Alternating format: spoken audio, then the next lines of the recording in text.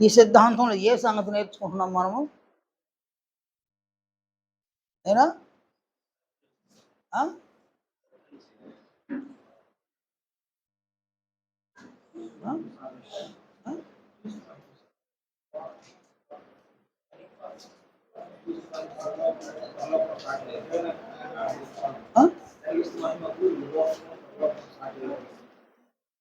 అది ఆదివారం చెప్తుంది పూర్తిగా.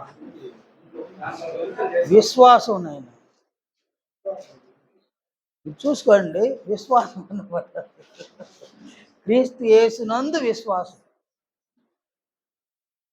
దాని కింద అనేక సంగతులు చెప్పుకుంటూ ఉంటాము.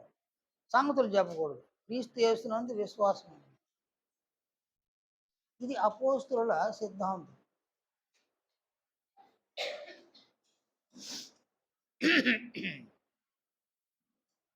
అంటే క్రీస్తు యేసునందు విశ్వాసం అంటే క్రీస్తు నందు నమ్మిక ఉంచడం అన్నమాట.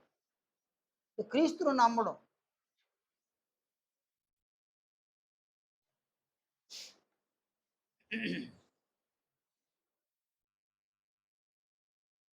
అలాగుననే దేవుణ్ణి కూడా నమ్మడం అన్నమాట.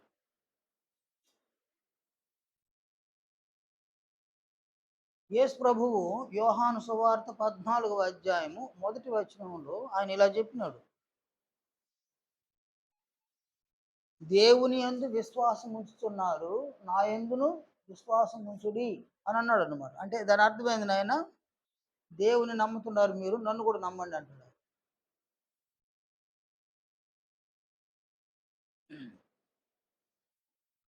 రోమ 10వ అధ్యాయం 17వ వచనంలో వినుట వలన విశ్వాసం కలుగును, వినుట క్రీస్తును గూర్చిన మాట వలన కలుగును అని అన్నాడు. మనము క్రీస్తు యొక్క మాటలను వింటే అనగా, క్రీస్తు బోధను వింటే అనగా, క్రీస్తు చెప్పిన సంగతులను వింటే అనగా, క్రీస్తు యొక్క ఆజ్ఞలను వింటే దానిని నమ్ముతాం. వింటే నమ్ముతాం, వినకపోతే నమ్మం. వినడం అంటే ఏంది నాయన? డైరెక్ట్గా వినడం అంటే ఏంది? నా మాట విన్నాడుయా అని అంటాం, నా మాట వినలేదుయా అని అంటాం. కాబట్టి ఇక్కడ వినడం అంటే ఏంది? అంగీకరించడం అన్నమాట. క్రీస్తు మాటలు వినడం అంటే దాన్ని అంగీకరించడం. వినలేదంటే ఈ చెవులతో వినలేదని కాదు, దాంతో విన్నారు కానీ అంగీకరించరు. అంగీకరించిన వాళ్ళు ఏం చేస్తారంటే గైకొంటారన్నమాట. అంగీకరించినటువంటి వారు గైకొంటారు అన్నమాట. అంటే ఏ మాటలనైతే అంగీకరించినారో ఆ మాటలను క్రియారూపకంగా మారుస్తారు. అది గైకొనడం. ఏ మాటలనైతే విన్నా కూడా అంగీకరించలేదో వారు క్రియలు చేయరన్నమాట. క్రియలు చేయరన్నమాట. కాబట్టి ఇక్కడ ప్రభు అన్నాడు, దేవుని యందు విశ్వాసం ఉంచుతున్నారు, నా యందును విశ్వాసం ఉంచుడి. కనుక మనం క్రీస్తు యేసునందు విశ్వాసం ఉంచాలి. క్రీస్తు ఎక్కడ మాట్లాడినారు అంటే మత్తయి సువార్త, మార్కు, లూకా, యోహాను సువార్తల్లో మాట్లాడినారు ఆయన. ఆ 4 సువార్తలలో ఆయన బోధించినారు. ఆ 4 సువార్తలలో ఆయన ఆజ్ఞాపించినారు. ఆయన చెప్పిన సంగతులన్నీ కూడా ఆ 4 సువార్తలలో ఉన్నాయన్నమాట. ఈ సువార్తలలో ఉన్న ఆయన మాటలను, ఆయన చెప్పిన సంగతులను, ఆయన బోధను, ఆయన ఆజ్ఞలను ఆయన ఎవరికి అప్పగించినాడంటే తన శిష్యులకు అప్పగించినాడు.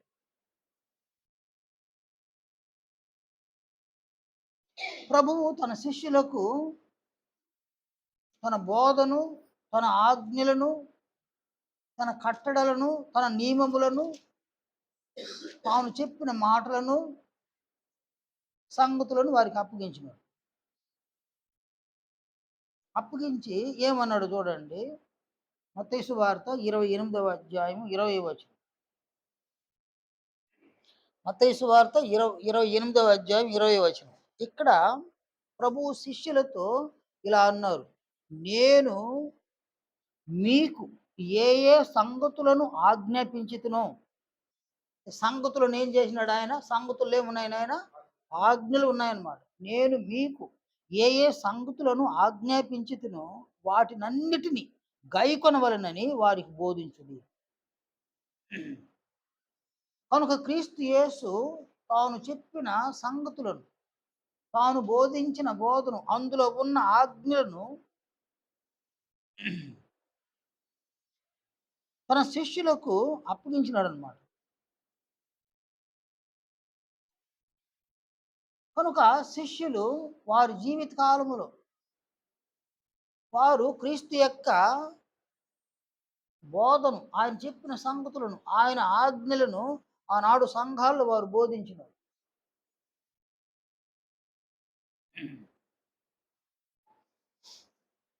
సంఘములలో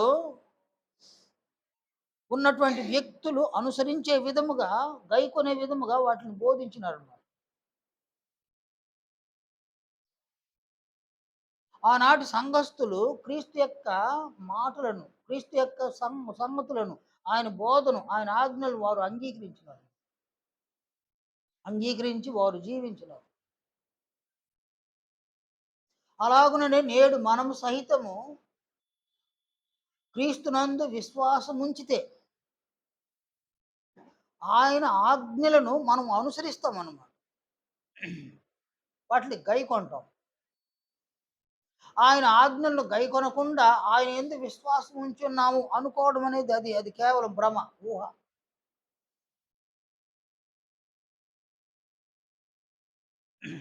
విశ్వాసం అంటే ఏంది నాయనా? విశ్వాసం అంటే ఏంది? ఎవరన్నా ఒకరు చెప్పండి, నిలబడి చెప్పండి. విశ్వాసం అంటే ఏంది నాయనా? ఏంది చెవిటోడు ముందు శంకుది ఎట్టుండదు. విశ్వాసం అంటే ఏంది నాన్న? నమ్మడమే కదా. అది అడిగినాను నేను. విశ్వాసం అని ఒక్క పదాన్ని అడిగి, అది నమ్ముట. క్రీస్తునందు విశ్వాసం అంటే క్రీస్తునే నమ్మడం అన్నమాట. నీవు ఇంకెవరిని నమ్మవు, క్రీస్తును నమ్ముతావు, ఇంకెవరిని నమ్మవు అన్నమాట. క్రీస్తును నమ్మడం అంటే, క్రీస్తును నమ్మడం అంటే ఏంది నాయన? క్రీస్తు ఆ? ఆయన మాటలను గైకొనడం అన్నమాట. గైకొనడం అంటే ఏంది నాయన? అంగీకరించడం. మీరు నాయన అంగీకరించడం అంటే ఏంది నాయన? ఓ ఇది ఇది ఇది నిజమే, ఇది నిజమే, అది అంగీకరించడం. గైకొనడం అంటే నీవు అంగీకరించిన దానికి క్రియను జోడించడం అన్నమాట.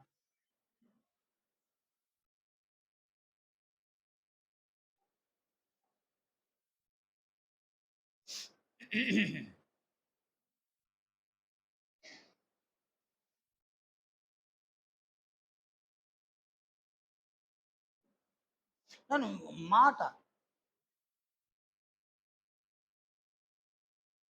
మాట ఒక్కటే, దాన్ని క్రియగా చేయడం అనేది అది పెద్ద విషయం నేను.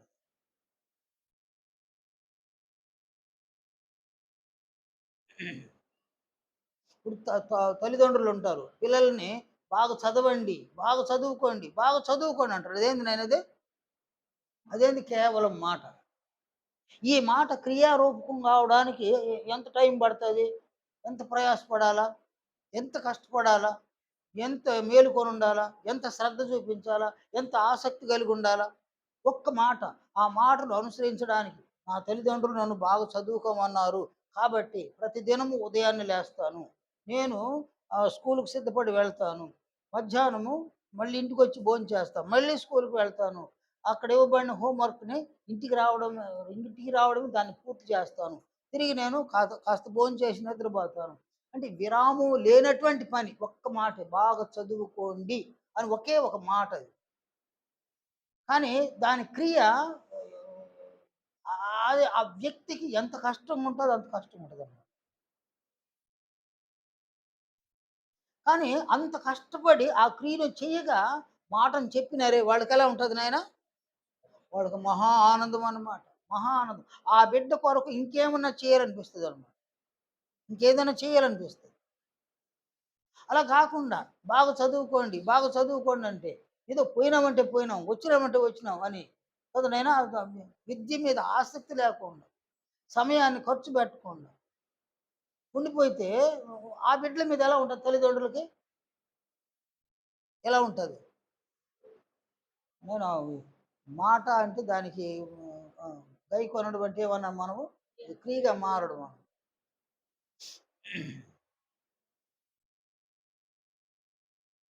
కాబట్టి క్రీస్తు చెప్పిన అంటే క్రీస్తు అపోస్తలుల ద్వారా ఆజ్ఞాపించిన ఏ ఆజ్ఞనైనా మనము సంఘములో ఉన్న మనము గైకొనాలి.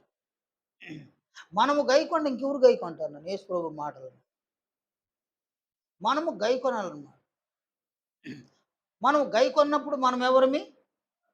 మనం విశ్వాసులము. గైకొనకుండా పోతే అవిశ్వాసులము అన్నమాట. గైకొన్న వారు విశ్వాసులు, గైకొననటువంటి వారు అవిశ్వాసులు.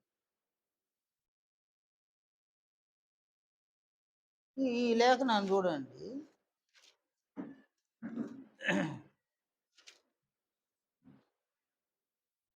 ఎఫెసు పత్రిక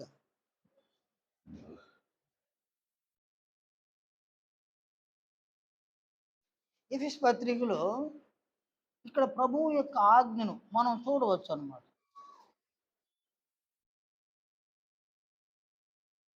4వ అధ్యాయం 25వ వచనం. 4వ అధ్యాయం 25వ వచనంలో ఆయన అంటాడు, మనము ఒకరికొకరము అవయములమై ఉన్నాం కనుక మీరు అబద్ధమాడుట మాని ప్రతి వాడును తన పొరుగు వానితో సత్యమే మాట్లాడవలెను. ఏమన్నాడు ఆయన ఈడ?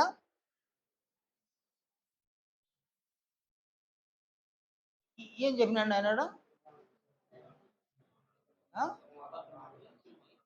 మీరు అబద్ధమాడుట మానుకోవాలి. నెంబర్ 1 ఏంది నాయన? అబద్ధమాడుట మానుకోవాలి. ఎవరి ఆజ్ఞ ఇది?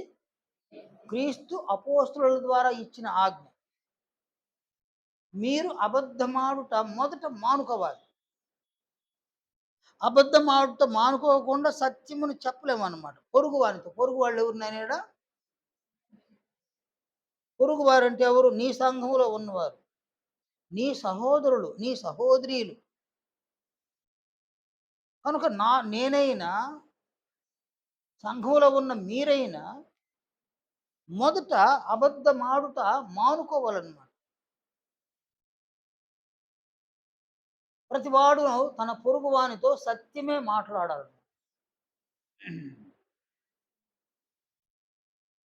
ఇదేంది ఇది? ఎవరి ఆజ్ఞ ఇది? క్రీస్తు అపోస్తలుల ద్వారా ఇచ్చినటువంటి ఆజ్ఞ. ఈ ఆజ్ఞను మనం ఏం చేయాలి నాయనా? మనం ఏం చేయాలి? ఆజ్ఞను మొదట ఏం చేయాలి? దీన్ని నమ్మాలి. అంటే విశ్వసించాలన్నమాట. అంటే క్రీస్తునందు విశ్వాసం అనగా ఆయన బోధను విశ్వసించడం, ఆయన చెప్పిన సంగతులను విశ్వసించడం, ఆయన ఆజ్ఞలను విశ్వసించడం.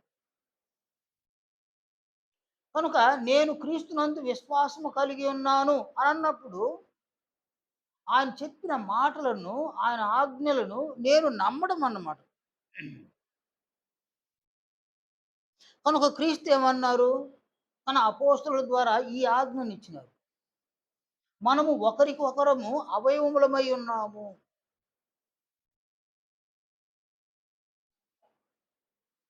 కనుక మీరు అబద్ధమాడుట ఏం చేయమన్నాడు ఆయన? మానుకోండి అన్నాడు. ప్రతి వాడును తన పొరుగు వానితో సత్యమే మాట్లాడవలెను. ఇది క్రీస్తు యొక్క ఆజ్ఞ.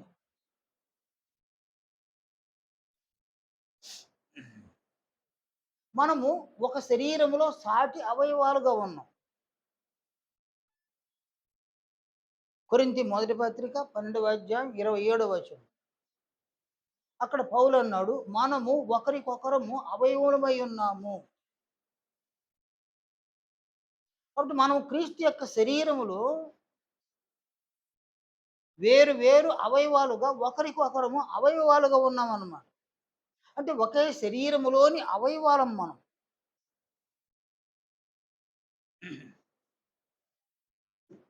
క్రీస్తు సత్యవంతుడా అబద్ధికుడా? నేను క్రీస్తు సత్యవంతుడా అబద్ధికుడా? ఆయన సత్యవంతుడైతే ఆయన శరీరంలోని అవయవాలు ఎలా ఉండాలి?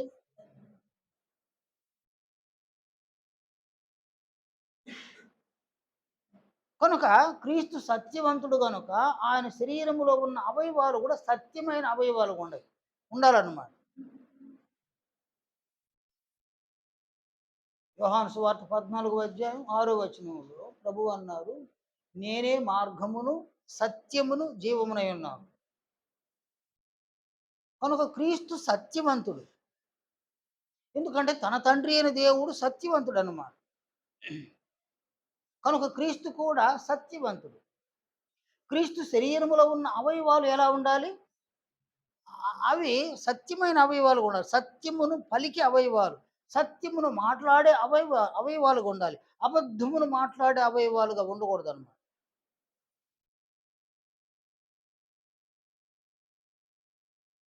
ఒకని శరీరములోని అవయవాలు ఆ వ్యక్తి యొక్క వ్యక్తిత్వం మీద ఆధారపడి ఉంటాయన్నమాట. నేను మళ్ళీ చెప్తున్నాను. ఒక వ్యక్తి యొక్క వ్యక్తిత్వం మీద వాని శరీరంలోని అవయవాలన్నీ ఆధారపడి ఉంటాయి. ఆ వ్యక్తి చెడ్డవాడైతే వాని శరీరంలో ఉన్న అవయవాలన్నీ కూడా చెడ్డ క్రియలు చేయడానికే ప్రయాసపడతాయన్నమాట. వ్యక్తి మంచివాడైతే వ్యక్తి మంచివాడైతే వాని అవయవాలను కూడా మంచి క్రియలు చేస్తాడు. అందువల్ల ప్రభువు అంటాడు, చెట్టు మంచిదని ఎంచి దాని పండును మంచిదని ఎంచుడి అని అన్నాడు. చెట్టు దాని పండు వలన తెలియబడును. నీ నోటి మాటలను బట్టి నీవు నీతిమంతుడుగా తీర్చబడదువు, నీ మాటలను బట్టి అపరాధివుగా తీర్చబడదువు. అంటే నీ వ్యక్తిత్వం, నీ క్యారెక్టర్ మంచిదైతే నీవు మంచిగా మాట్లాడతావు. నీ క్యారెక్టర్ చెడ్డదైతే నీ నాలుక, నీ పెదవులు, నీ గొంతు చెడ్డగా మాట్లాడతావు.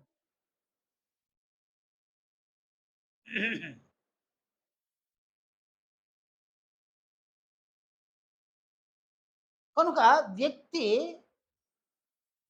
ఆ వ్యక్తి ఎలాంటి వ్యక్తిత్వాన్ని కలిగి ఉన్నాడో అందులో నుంచి వాని పెదవులు, వాని నాలుక, వాని కళ్ళు, వాని చెవులు, వాని చేతులు, వాని పాదాలు ఇవన్నీ కూడా వ్యక్తి యొక్క వ్యక్తిత్వాన్ని బట్టి అవి క్రియలు చేస్తాయి, అవి మాట్లాడతారు. ఇన్నర్లో ఒక వ్యక్తిగా చెడ్డ వ్యక్తిగా ఉండి అవుటర్లో మంచి వ్యక్తిగా నటించవచ్చునేమో కానీ మంచివాడు కాదన్న. ఇన్నర్లో మంచి వ్యక్తిగా ఉంటే అతను అవుటర్లో కూడా మంచి వ్యక్తిగానే ఉంటాడు అన్నమాట. వాడు చేసే క్రియలు, వాడు మాట్లాడే మాటలు మంచిగానే ఉంటారు.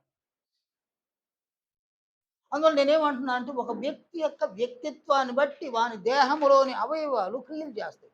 వ్యక్తి మంచివాడైతే అవయవాలు మంచి క్రియలు చేస్తాయి, మంచి మాటలు మాట్లాడతాయి. వ్యక్తి చెడ్డవాడైతే అవయవాలు చెడ్డ క్రియలు చేసి చెడ్డ మాటలు మాట్లాడతాయి. ఆ పక్షమందు క్రీస్తు మంచివాడా చెడ్డవాడా? క్రీస్తు మంచివాడైతే ఆయన శరీరములోని అవయవాలు ఎలాంటి క్రియలు చేయాలి? ఎలాంటి మాటలు మాట్లాడాలి? మంచి మాటలు మాట్లాడాలి, మంచి క్రియలు చేయాలి. నీవు క్రీస్తు యొక్క శరీరంలో అవయవముగా ఉంటే, నీవు మంచి మాటలు మాట్లాడకుండా అబద్ధపు మాటలు మాట్లాడితే, సత్యము చెప్పకుండా అబద్ధం చెప్తే ఏం జరుగుతుంది? ఈడ నీవు నీ ప్రభువుకు భిన్నంగా క్రియలు చేస్తున్నావు. ఆయన శరీరములో అవయవముగా ఉండి కూడా ఆయనకు భిన్నంగా నీవు ఒక క్రియ చేస్తున్నావు. అనుకూల శత్రువులు అంటే ఎవరినైనా అనుకూల శత్రువులు అంటారు. ఎవరిని అంటారు అనుకూల శత్రువులని? మనతోనే ఉండి ఎవరు నేను వాళ్ళ భర్తతోనే ఉండి భర్తకు కీడించేవాడు అనుకూల శత్రువుడు. భార్యతోనే ఉండి భార్యకు కీడించేవాడు అనుకూల శత్రువుడు. పిల్లలు ఉన్నారు కుటుంబంలో, తల్లిదండ్రులకు కీడు నెంచడం అనుకూలమైన శత్రువులు అనమాట. బయట శత్రువులు కాదు, ఇంట్లోనే ఉండి అనుకూలమైన శత్రువులు ఉంటారు. ఇప్పుడు భార్య భర్తలు ఎవరు నాయనా? వాళ్ళు ఏక శరీరం కదా. ఏక శరీరంగా ఉన్నా కూడా ఒకరికొకరు అనుకూల శత్రువులుగా ఉంటారు. అలాగే క్రీస్తు శరీరములో మనము అవయవాలుగా ఉండి క్రీస్తు సత్యవంతుడైతే మనము అబద్ధం మాట్లాడితే మనం ఆయనకి ఎలా ఉన్నాం? మనం ఆయనకి అనుకూల శత్రువులు అన్నమాట. అనుకూల శత్రువులు. దానికంటే దూరంగా ఉన్న సాతానుడు శత్రువు కదా ఆయనకి. వాడే బెటర్ కదా. సాతానుడు బెటర్ కదా నాయన. ఏనాయనా వాడు డైరెక్ట్గా శత్రుత్వాన్ని కలిగి ఉన్నాడు. కానీ ఇక్కడ మనం ఆయన శరీరంలో అవయవాలు కొండి మనం ఏమవుతున్నాము, ఆయనకే ఆయనకేమై ఉన్నాం మనము అనుకూలమైన శత్రువులు అనమాట. ఏంది అనుకూలమైన శత్రువులు అంటే ఏంది నాయన? మేలు చేసేటట్టే చేసి కీడు చేసేవాళ్ళు అనమాట. మేలు చేసేటట్టే ఉంటారు కానీ చేసేదంతా ఏంది నాయన? కీడు. మన వలన క్రీస్తుకి ఏం మేలు కలగాల? మన వలన క్రీస్తుకు ఏం మేలు కలగాలి? ప్రశ్న నాయన ఇది. మన వలన క్రీస్తుకు ఏం మేలు కలగాలి?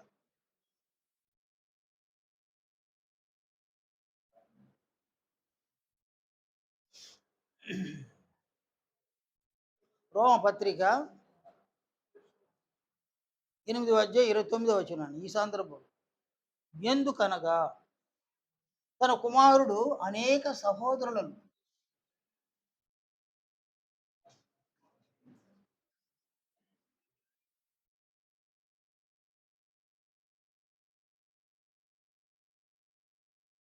జ్యేష్ఠుడు కావాలి. ఎవరు జ్యేష్ఠుడు కావాలి? క్రీస్తు జ్యేష్ఠ కుమారుడు కావాలి.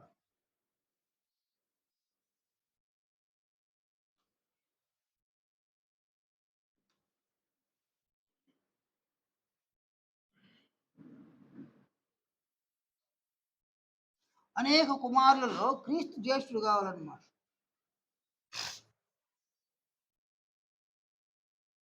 కనుక సంఘంలో దేవుడు మనల్ని ఎందుకు చేర్చుకున్నాడు ఆయన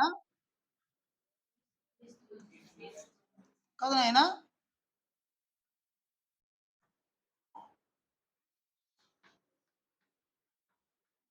ఇక్కడ మనం క్రీస్తు యొక్క మహిమను పొందాలి. అంటే క్రీస్తు మహిమను ఎవరైతే పొందుతారో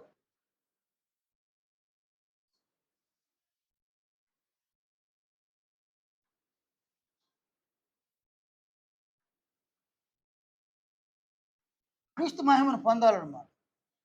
సంఘములో ఎవరైతే క్రీస్తు మహిమను పొందుతారో వారు అనేక సహోదరులు ఆ జాబితాలో చేర్చబడతారు. అనేక సహోదరులు ఎవరైతే ఎంతమంది అయితే దేవునికి ఎంతమంది అనేక సహోదరులు యేసు ప్రభు కావాలనో అంతమంది. అంటే ఇది ఫిలప్ అయితే అప్పుడు వీరిని బట్టి దేవుడు క్రీస్తుని ఏం చేస్తాడు? జ్యేష్ఠ కుమారుడుగా చేస్తాడు అనమాట. కాబట్టి క్రీస్తుకి మనము చేసే మేలేంది? క్రీస్తుకు మనం చేసే మేలేంది నాయన? ఆయనకు కావలసిన అనేక సహోదరులలో క్రీస్తు లాంటి సహోదరులలో మనం ఒక సహోదరుడు కావడం అన్నమాట. మనం ఒక సహోదరుడు కావాలి. మనం ఒక క్రీస్తుకు సహోదరుడు కావాలంటే మనం ఎలాంటి వారికి ఉండాలి? క్రీస్తు మహిమను పొందాలి. ఆ పక్షంలో క్రీస్తు ఎలాంటి వాడు?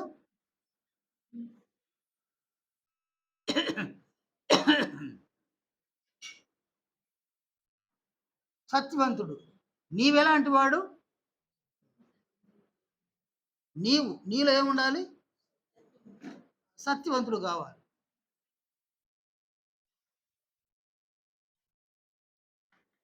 అలాగే క్రీస్తు ఎలాంటి వాడు? ఆయన నీతిమంతుడు.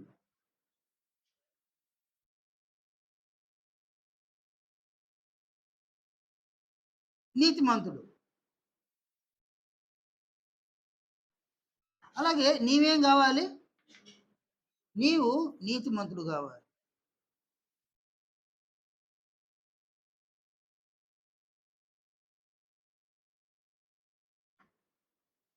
ఆయన కనికరము గలవాడు.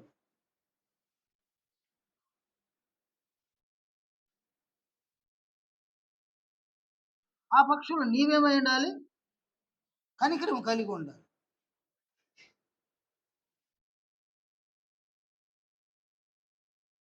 ఆయన దయగలిగిన వాడు, ఆయన ప్రేమ కలిగిన వాడు, ఆయన యథార్థవంతుడు.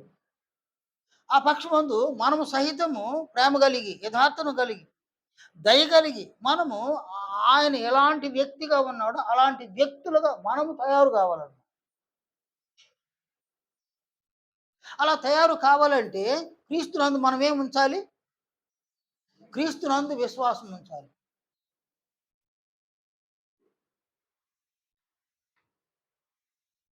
క్రీస్తునందు విశ్వాసం ఉంచాలన్నమాట.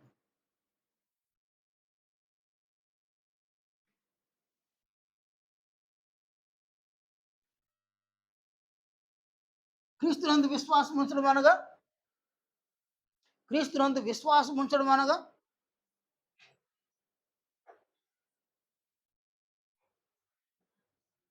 నేను ఆయన నమ్మడం నాయన.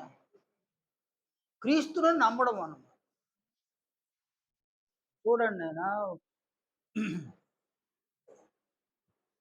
ఒక భార్య ఒక భర్తని నమ్ముతుందన్నమాట.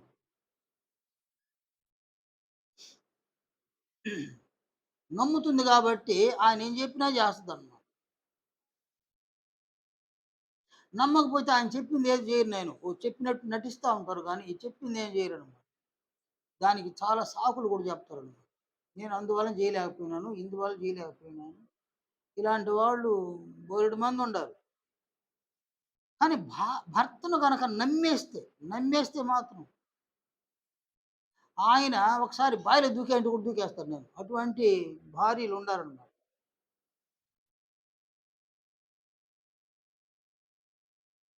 అంటే నమ్మడం అన్నమాట.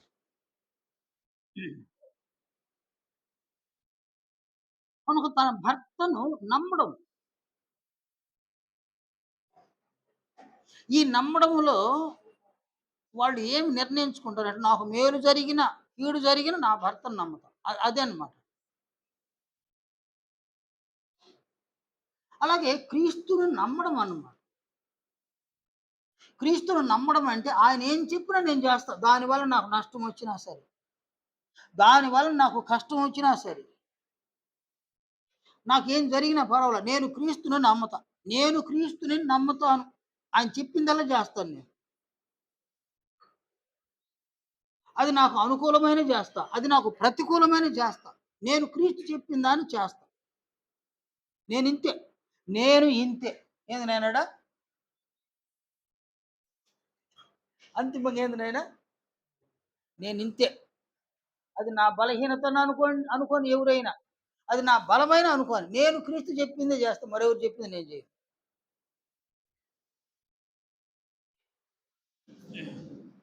అందువలన నా మనస్సులో, నా హృదయములో క్రీస్తుకు ఎక్కువ ప్రాధాన్యత. 100% ఆయనకే ప్రాధాన్యత. మరెవరికి ప్రాధాన్యత లేదు.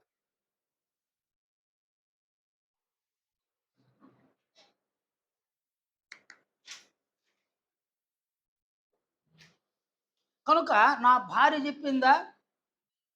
నా పిల్లలు చెప్పినారా? నా భర్త చెప్పినాడా? యెస్. వారు చెప్పిన దాంట్లో ఏదైనా క్రీస్తు చెప్పింది గనుక ఏం చేస్తాను నేను? వెంటనే స్పందించేస్తా. వారు చెప్పిన దాంట్లో క్రీస్తు చెప్పింది గనక ఉంటే స్పందించేస్తా. వారు చెప్పిన దాంట్లో క్రీస్తు చెప్పింది లేకపోతే ఇప్పుడు చూడండి నాయనా, ఈ లేఖనాన్ని చూడండి. అమ్మా! రోమాపత్రిక 12వ అధ్యాయంలో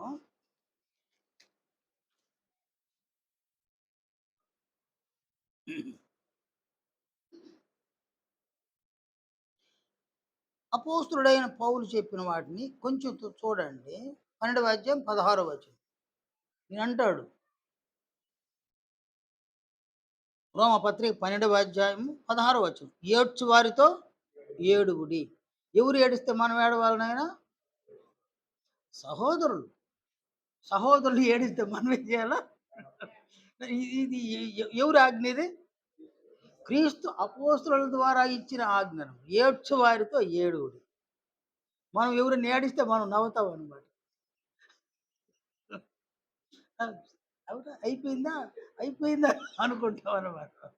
కానీ ఇక్కడ ఏడ్చు వారితో ఏడవడు. ఇదేంది నాయన ఇది? ఇప్పుడు ఇప్పుడు చూడండి నాయన, ఎవరో మన వీపు మీద కొట్టినారు నాయన. మన వీపు మీద కొట్టినారు. ఈ కళ్ళల్లో నీళ్లు కారుతాయి. కళ్ళకి వీపుకి సంబంధమే లేదు. చిన్నపిల్లల్ని చూడండి, చెంప మీద కొడితే కళ్ళలో నీళ్లు. చేతి మీద కొట్టినా కళ్ళలో నీళ్లు. కాళ్ళ మీద కొట్టినా కళ్ళలో నీళ్లు. అంటే ఒక అవయవం శ్రమ పడేటప్పుడు మరొక అవయవం, ఆ అవయవంతో కలిసి అది ఏడుస్తదన్నమాట. ఇది మానవత్వం. అలాగే సంఘములో ఉన్న వ్యక్తులు ఏడుస్తూ ఉంటే మనం ఏం చేయాలా? కదా నాయన, యేసు కన్నీరు విడిచెను. కదా నాయన, యేసు ఏం చేసినాడు? ఏ సందర్భంలో అది? మ- మార్త మార్త వచ్చి, ప్రభువా నువ్వు ఇక్కడ ఉండుంటే మా సహోదరుడు చనిపోయిండడే అని ఆమె ఏడుస్తుంది, రోధిస్తుంది అన్నమాట. ఆ సందర్భంలో ఆయన కన్నీరు వదిలినాడు. అంటే ఈ మాటను ఆయన అనుసరించినాడు లేదా? అనుసరించి ఆజ్ఞగా ఇచ్చినాడు. ఆయన అనుసరించకుండా ఇవ్వలేదు నేను ఏ ఆజ్ఞను కూడా. కాబట్టి ఈయన అంటాడు, ఏడ్చు వారితో ఏడువుడి, ఒకరితో ఒకడు మనస్సు కలిసి ఉండుడి. అంటే మనం ఒకరితో ఒకరు మనస్సును కలిసి ఉండాలి. మనసులు గలవున్నాయి. ఎవరి మనస్సు వారిది. అంటే ఎవరి ఆలోచనలు వారు, ఎవరి నిర్ణయాలు వారు. కానీ మన మనస్సులో కలిసి ఉండడం అనేది ఉండదన్నమాట. అందువలన మనసులు కలవాలంటే ఏం కావాలి? మనం అందరూ కలిసి ఒకే పరిశుద్ధాత్మను అందరూ ఎలాగైతే వరముగా పొంది ఉన్నామో, అలాగే అందరూ క్రీస్తు మనసును కలిగి ఉండాలి. ఫిలిప్పి 2వ అధ్యాయంలో పౌలు చెప్పింది ఇదే చెప్పినాడు అన్నమాట. ఫిలిప్పి 2వ అధ్యాయం 5వ వచనం, క్రీస్తు యేసునకు కలిగిన ఈ మనస్సు మీరును కలిగి ఉండుడి అని అన్నాడు అనమాట. కనుక మనము క్రీస్తు మనస్సును, అంటే పరిశుద్ధాత్మను ఎలాగును అందరము కలిగి ఉన్నాము, అలాగే క్రీస్తు మనస్సును అందరము కలిగి ఉంటే మనం ఏం చేస్తాం అయినప్పుడు? మనస్సు కలిసి ఉంటుంది అన్నమాట. మనస్సులు కలిసి ఉంటే ఒకరు ఏడిస్తే మరొకరికి ఏడుపు వస్తుంది. మనసులు కలవకపోతే సరే. నెక్స్ట్ ఏమన్నాడు చూడండి, హెచ్చు వాటి యందు మనస్సుంచక తగ్గు వాటి యందు ఆసక్తులయ్యుండుడి. హెచ్చు వాటి యందు మనస్సుంచక తగ్గు వాటి యందు ఏం చెప్పినాడు ఆయన? ఆసక్తులయ్యుండుడి. దాని అర్థమైంది నాయన. హెచ్చు వాటి యందు మనస్సుంచక తగ్గు వాటి యందు ఆసక్తులయ్యుండుడి. ఎవరైనా చెప్పండి నాయన.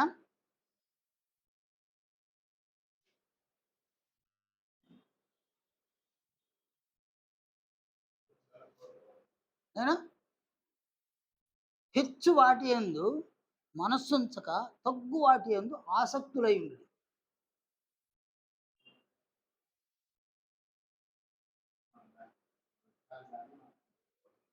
అది దురాశ.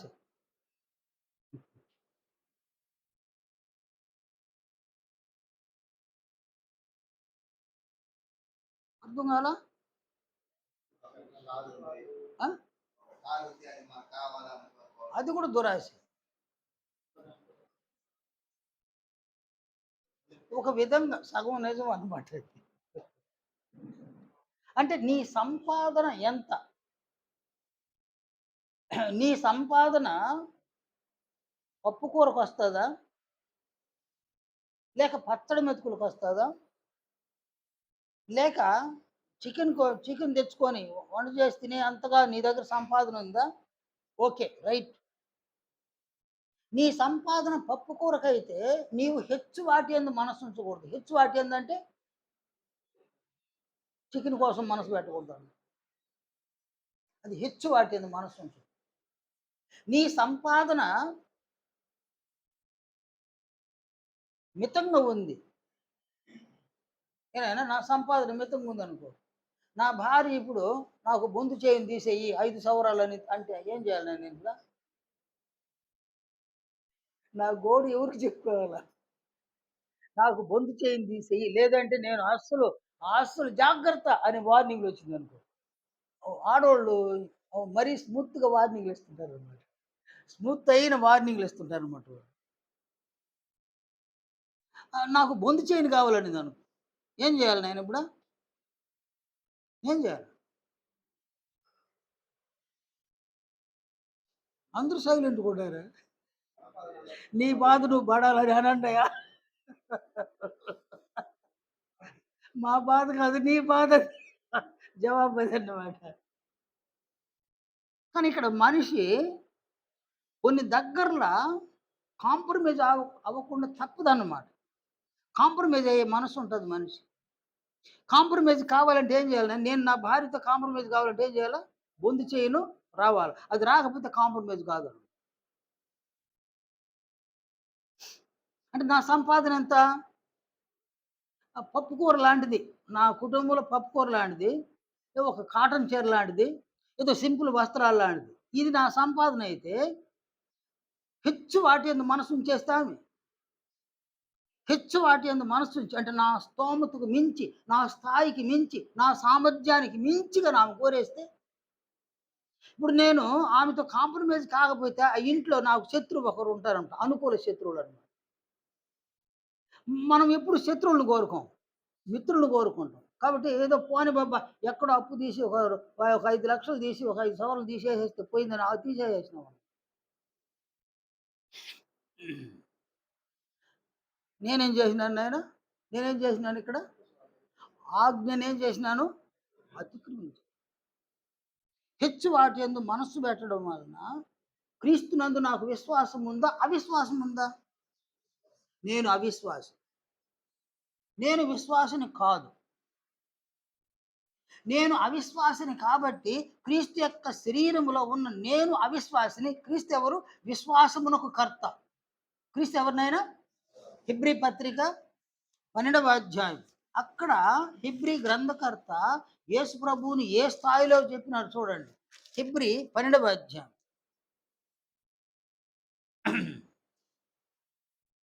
ఈ 12వ అధ్యాయము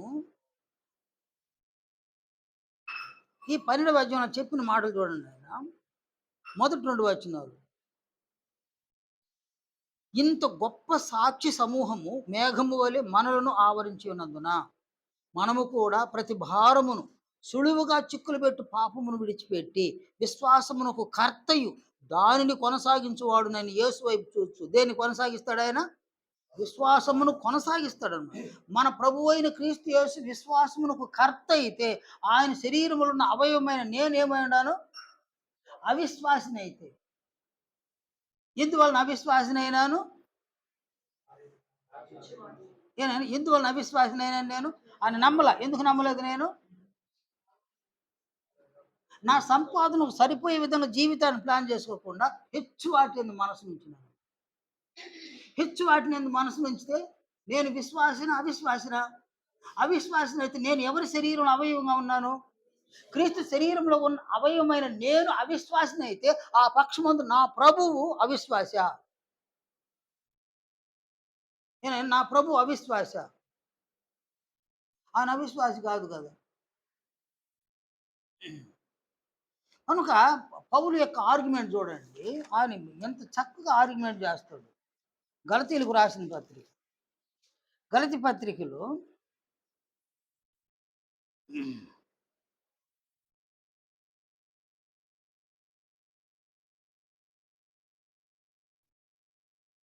పేతురుతో ఈయన వాదిస్తాడనమాట. 2వ అధ్యాయము 15వ వచనం నుండి 17వ వచనం వరకి. మనము జన్మము వలన యూదులమే గాని అన్ని జనులలో చేరిన పాపులము కాము.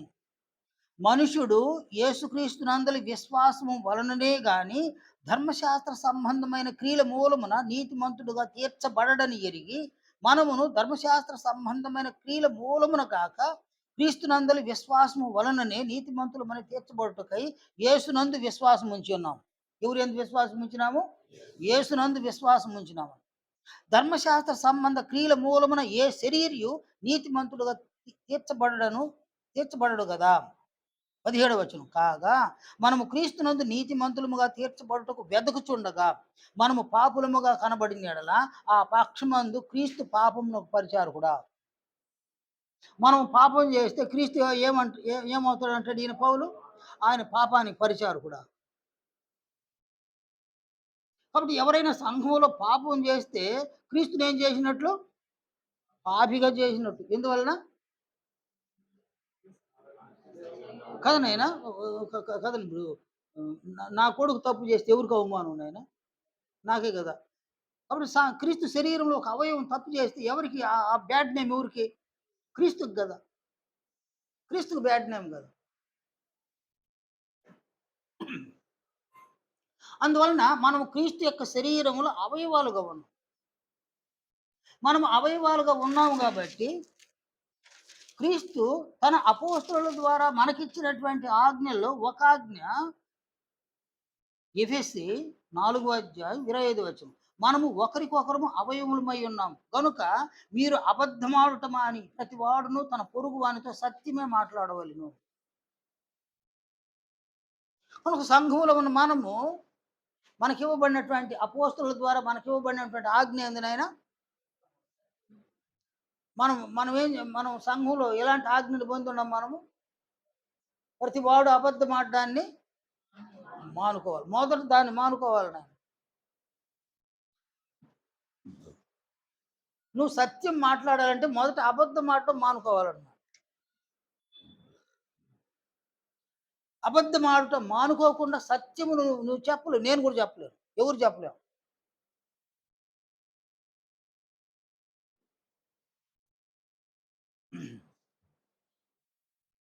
మనము సంఘములో ఉన్న పొరుగువారు, సహోదరులు, సహోదరీలతో మనం సత్యమే మాట్లాడాలి. ఇది ఎవరి ఆజ్ఞ?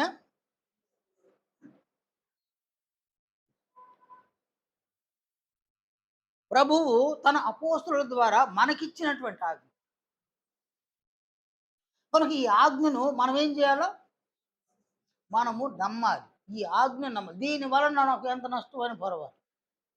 దీని వలన నాకు ఎంత కష్టమైనా పర్వాలేదు. నేను మాత్రం అబద్ధం చెప్పను. ఎవరితో అబద్ధం చెప్పను? పొరుగువారితో అబద్ధం. ఎవరు పొరుగువారు ఎవరు? నా సహోదరులు, నా సహోదరులు. క్రీస్తునందు సాటి అవయవాలు నాకు. నా అవయవాలకు నేను అబద్ధం చెప్పను. అని కుడి చెయ్యి ఎడమ చేత్తో అబద్ధం చెప్తాడు.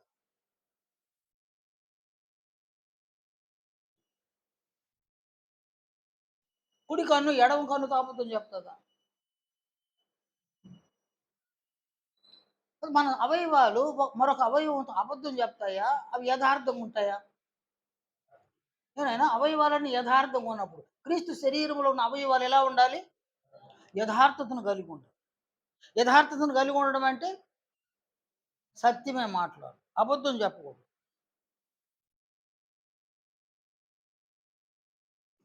నీవు అబద్ధం చెప్తే ఆ పక్షమందు క్రీస్తుని ఏం చేస్తాం మనము?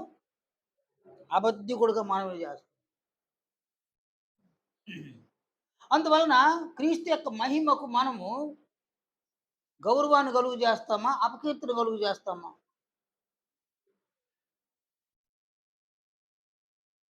క్రీస్తుకు మనం అబద్ధం చెప్పేసినాం నాయన. క్రీస్తుకు ఘనతను కలుగు చేస్తామా? అవమానాన్ని కలుగు చేస్తామా? ఆయన కీర్తికి భంగం కలుగు చేయమా? ఆయన గౌరవానికి భంగాన్ని కలుగు చేయమా? అది అట్ట పోని. ఆయన ఆయన నువ్వు ఎంత అవమానపరిచినా ఆయనకేమో అవమానం కలగదు, ఘనహీనత కలగదు. ఎందుకంటే ఆయన ఎవరినైనా ఆయన ఉన్నతమైన వ్యక్తి ఆయన. ఆయన ఒక ఉన్నతమైన వ్యక్తి. కాబట్టి మనము పెద్దోళ్ళు ఒక సామెత చెప్తారు. కొండను చూసి కుక్క మొరిగితే కొండకేమి నష్టం లేదంటారు. మనము ఎన్ని అబద్ధాలు చెప్పినా ఆయనకి నష్టం ఏమి లేదు. నష్టం ఎవరికైనా మనకు నష్టం అనమాట. మన క్యారెక్టర్ చెడిపోద్ది. మనం క్రీస్తు యొక్క మహిమలోని పొందమనమాట. క్రీస్తు మహిమను మనం పొందకపోతే అనేక సహోదరుల్లో మనముండం. ఆ జాబితాలో మనం కనపడమనమాట. ఆ జాబితాలో మనం కనబడకపోతే దేవుడు క్రీస్తును జ్యేష్ఠ కుమారుడుగా చేస్తాడు చూడు. ఆ జాబితాలో వీరిని బట్టి ఆయన జ్యేష్ఠ కుమారుడుగా చేస్తే ఆయనకి మనం ఏం చేసినట్టు? మేలు చేసినట్టు. క్రీస్తుకు మేలు చేసినట్టు. ఈ జాబితాలో మనం లేకుండా పోతే, ఇక్కడే మనం అబద్ధాలు చెప్పి ఆగిపోతే ఆయనకి మనం మేలు చేసినామా? కీడు చేసినామా? ప్రత్యక్షంగా కీడు. అందువలన ఒక చిన్న అబద్ధాన్ని మనం చెప్పడం వలన క్రీస్తుకు మనం మేలు చేసిన వాళ్ళం కాదు. ఆయన కీడు చేసినట్టు. కాబట్టి మనం ఎవరినైనా మనం ఎవరిమి? కాదు కాదు. అనుకూల శత్రువులం అన్నమాట. ఆయన సంఘంలో ఉండి, ఆయన శరీరంలో అవయవంగా ఉండి, ఆయనకి యాంటీగా ఉండేటువంటి వాళ్ళమనమాట. ఆయనకి యాంటీగా పనిచేయం. ఆయన సత్యవంతుడైతే మనము అబద్ధాలు చెప్పం. నేనే మార్గమును, సత్యమును అంటాడాయన.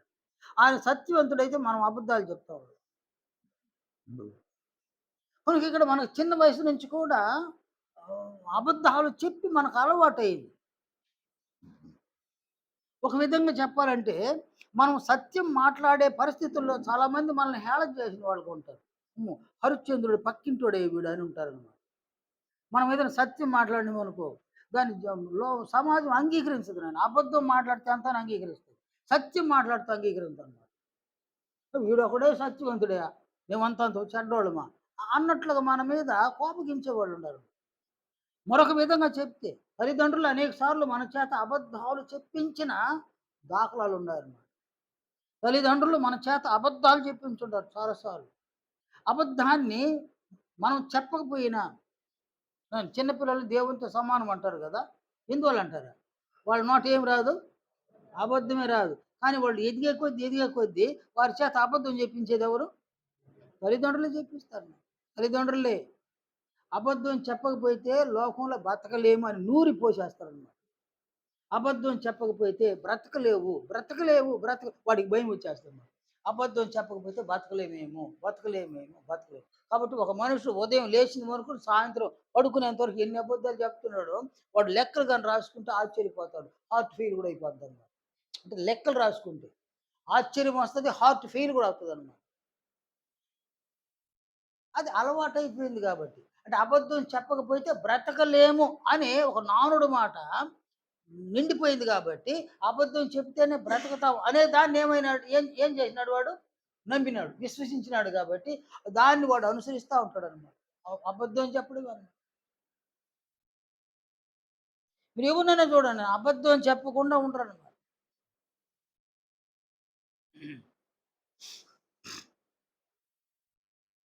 ప్రతిదానికి అబద్ధం. భార్యతో అబద్ధం. పని చేసే దగ్గర అబద్ధం. స్నేహితులతో అబద్ధం. బంధువులతో అబద్ధం. చివరికి తానే అబద్ధికుడుగా మారిపోతాడన్నమాట. పూర్తిగా అబద్ధికుడైపోతాడు. నీవు అబద్ధికుడవైతే క్రీస్తు యొక్క మహిమను నీవేం చేసినావు?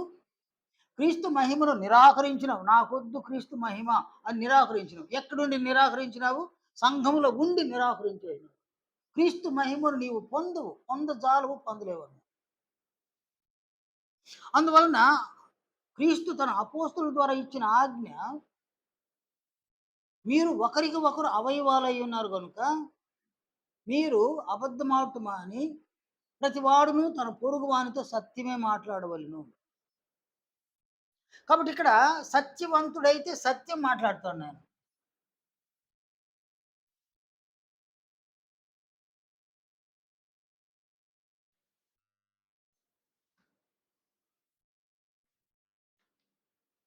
ఒక సత్యవంతుడు అంటే క్యారెక్టర్ ఏమైతే ఉందో, వ్యక్తిత్వం, ఒక మనిషి వ్యక్తిత్వాన్ని బట్టే వాడు మాట్లాడేది, వాడు క్రియలు చేసేది. క్రీస్తు సత్యవంతుడు. ఆయన ఎవరితో అబద్ధం ఆడడు. ఎవ్వరితో ఎప్పుడు అబద్ధం ఆడలే.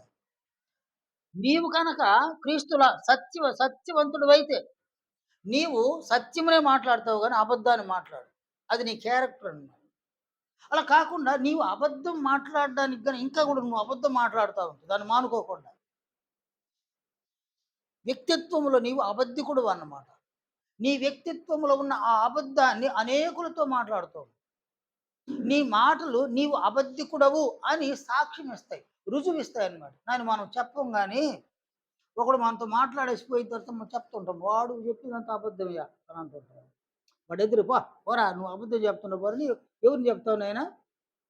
అలా కొంతమందితో చెప్పేస్తాం. కొంతమంది ఎవరితో చెప్తాం మనం ఇలా అంటే వాడేమనుకోడులే అని అనుకుంటే చెప్పేస్తామన్నమాట.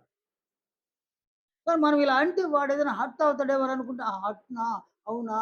సరే అట్నే అనేసి తలాడిచ్చేస్తాం. వాడు హ్యాపీగా ఎళ్ళిపోతాడు. ఎళ్ళిపోయిన తర్వాత చెప్తావు, వాడు చెప్పిందంతా అబద్ధమే నమ్మబోతావు నువ్వు అని అంటాడు. నమ్మబాకండి. వాడు చెప్పిందంతా అబద్ధమా? అంటే ఒకని మాటలను బట్టి వాడు అబద్ధికుడు అని మనం డిసైడ్ అవుతాం. ఒకని మాటలను బట్టి వాడు నిజం చెప్పినాడయ్యా! వాడు నిజం చెప్తాడు అని కూడా డిసైడ్ అవుతాం. డిసైడ్ చేస్తాం. కనుక ఇక్కడ మన క్యారెక్టరు మన చేత మాట్లాడిస్తే, ఆ మాటలలో మన క్యారెక్టర్ నుంచి ఒక క్రియను చేస్తే, ఆ క్రియలలో మనం అబద్ధికులమా? లేక సత్యవంతులమని మనల్ని పట్టించేదేది? పోలీసులు కాదు పట్టించేది మనల్ని. మన మాటలే పట్టిచ్చేస్తాయి. మన క్రియలే పట్టిచ్చేస్తాయి. మనం అబద్ధికులము అని మన క్రియలు పట్టించేస్తాయి. మన మాటలు పట్టించేస్తాయి.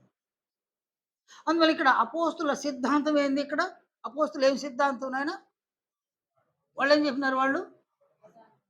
మీరు ఒకరికి ఒకరు ఏమై ఉండారు?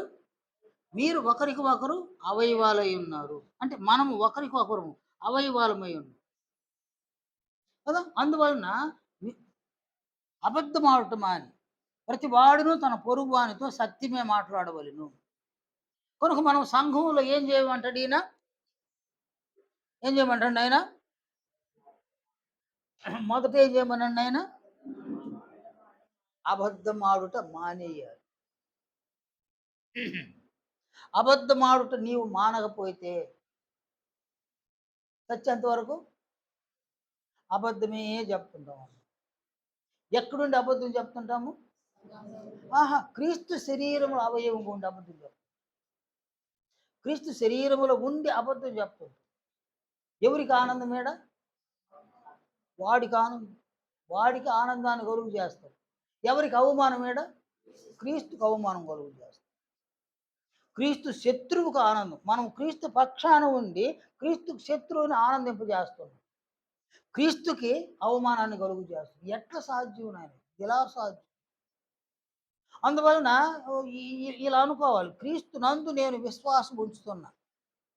దాని వలన అంటే ఆయన అబద్ధం ఆడుట మానమన్నాడు, నేను మానేసుకుంటా.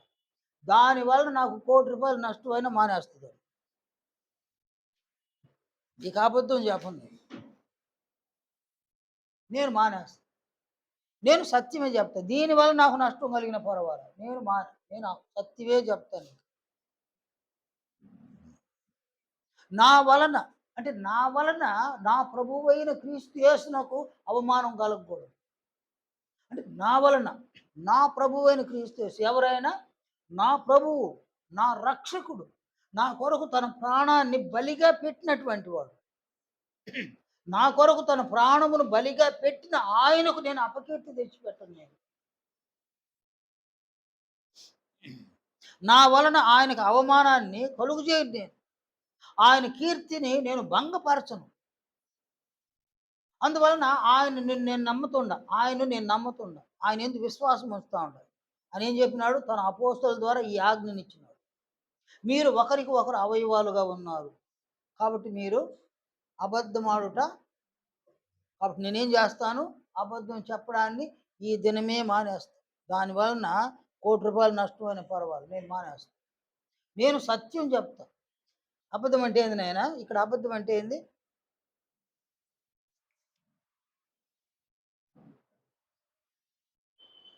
అబద్ధం అంటే ఏంది నాయన?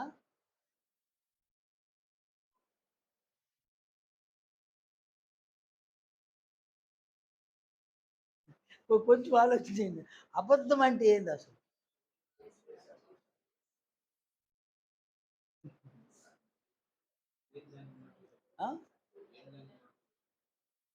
నేను రాజాకి ఫోన్ చేసిన, రాజా క్లాసు స్టార్ట్ చేసినాం, ఎక్కడ వస్తున్నావు అని అన్నా. బయలుదేరినాను మా ఇంట్లో నుంచి బయట వస్తున్నాను అన్నాడు. అర్ధగంట అయింది రాలా. అంటే ఆయన నుంచి ఈడకి 10 నిమిషాలు అనుకోండి. అర్ధగంట అయినా రాలా. దాన్ని ఏమని తీసుకోవాలి మనము? అబద్ధం చెప్పినాడు, నాతో అబద్ధం చెప్పినాడా అని అనుకుంటాం కదా నాయన. నిజానికి అబద్ధం అంటే ఏంటి? నిజానికి అబద్ధం అంటే ఏంటి?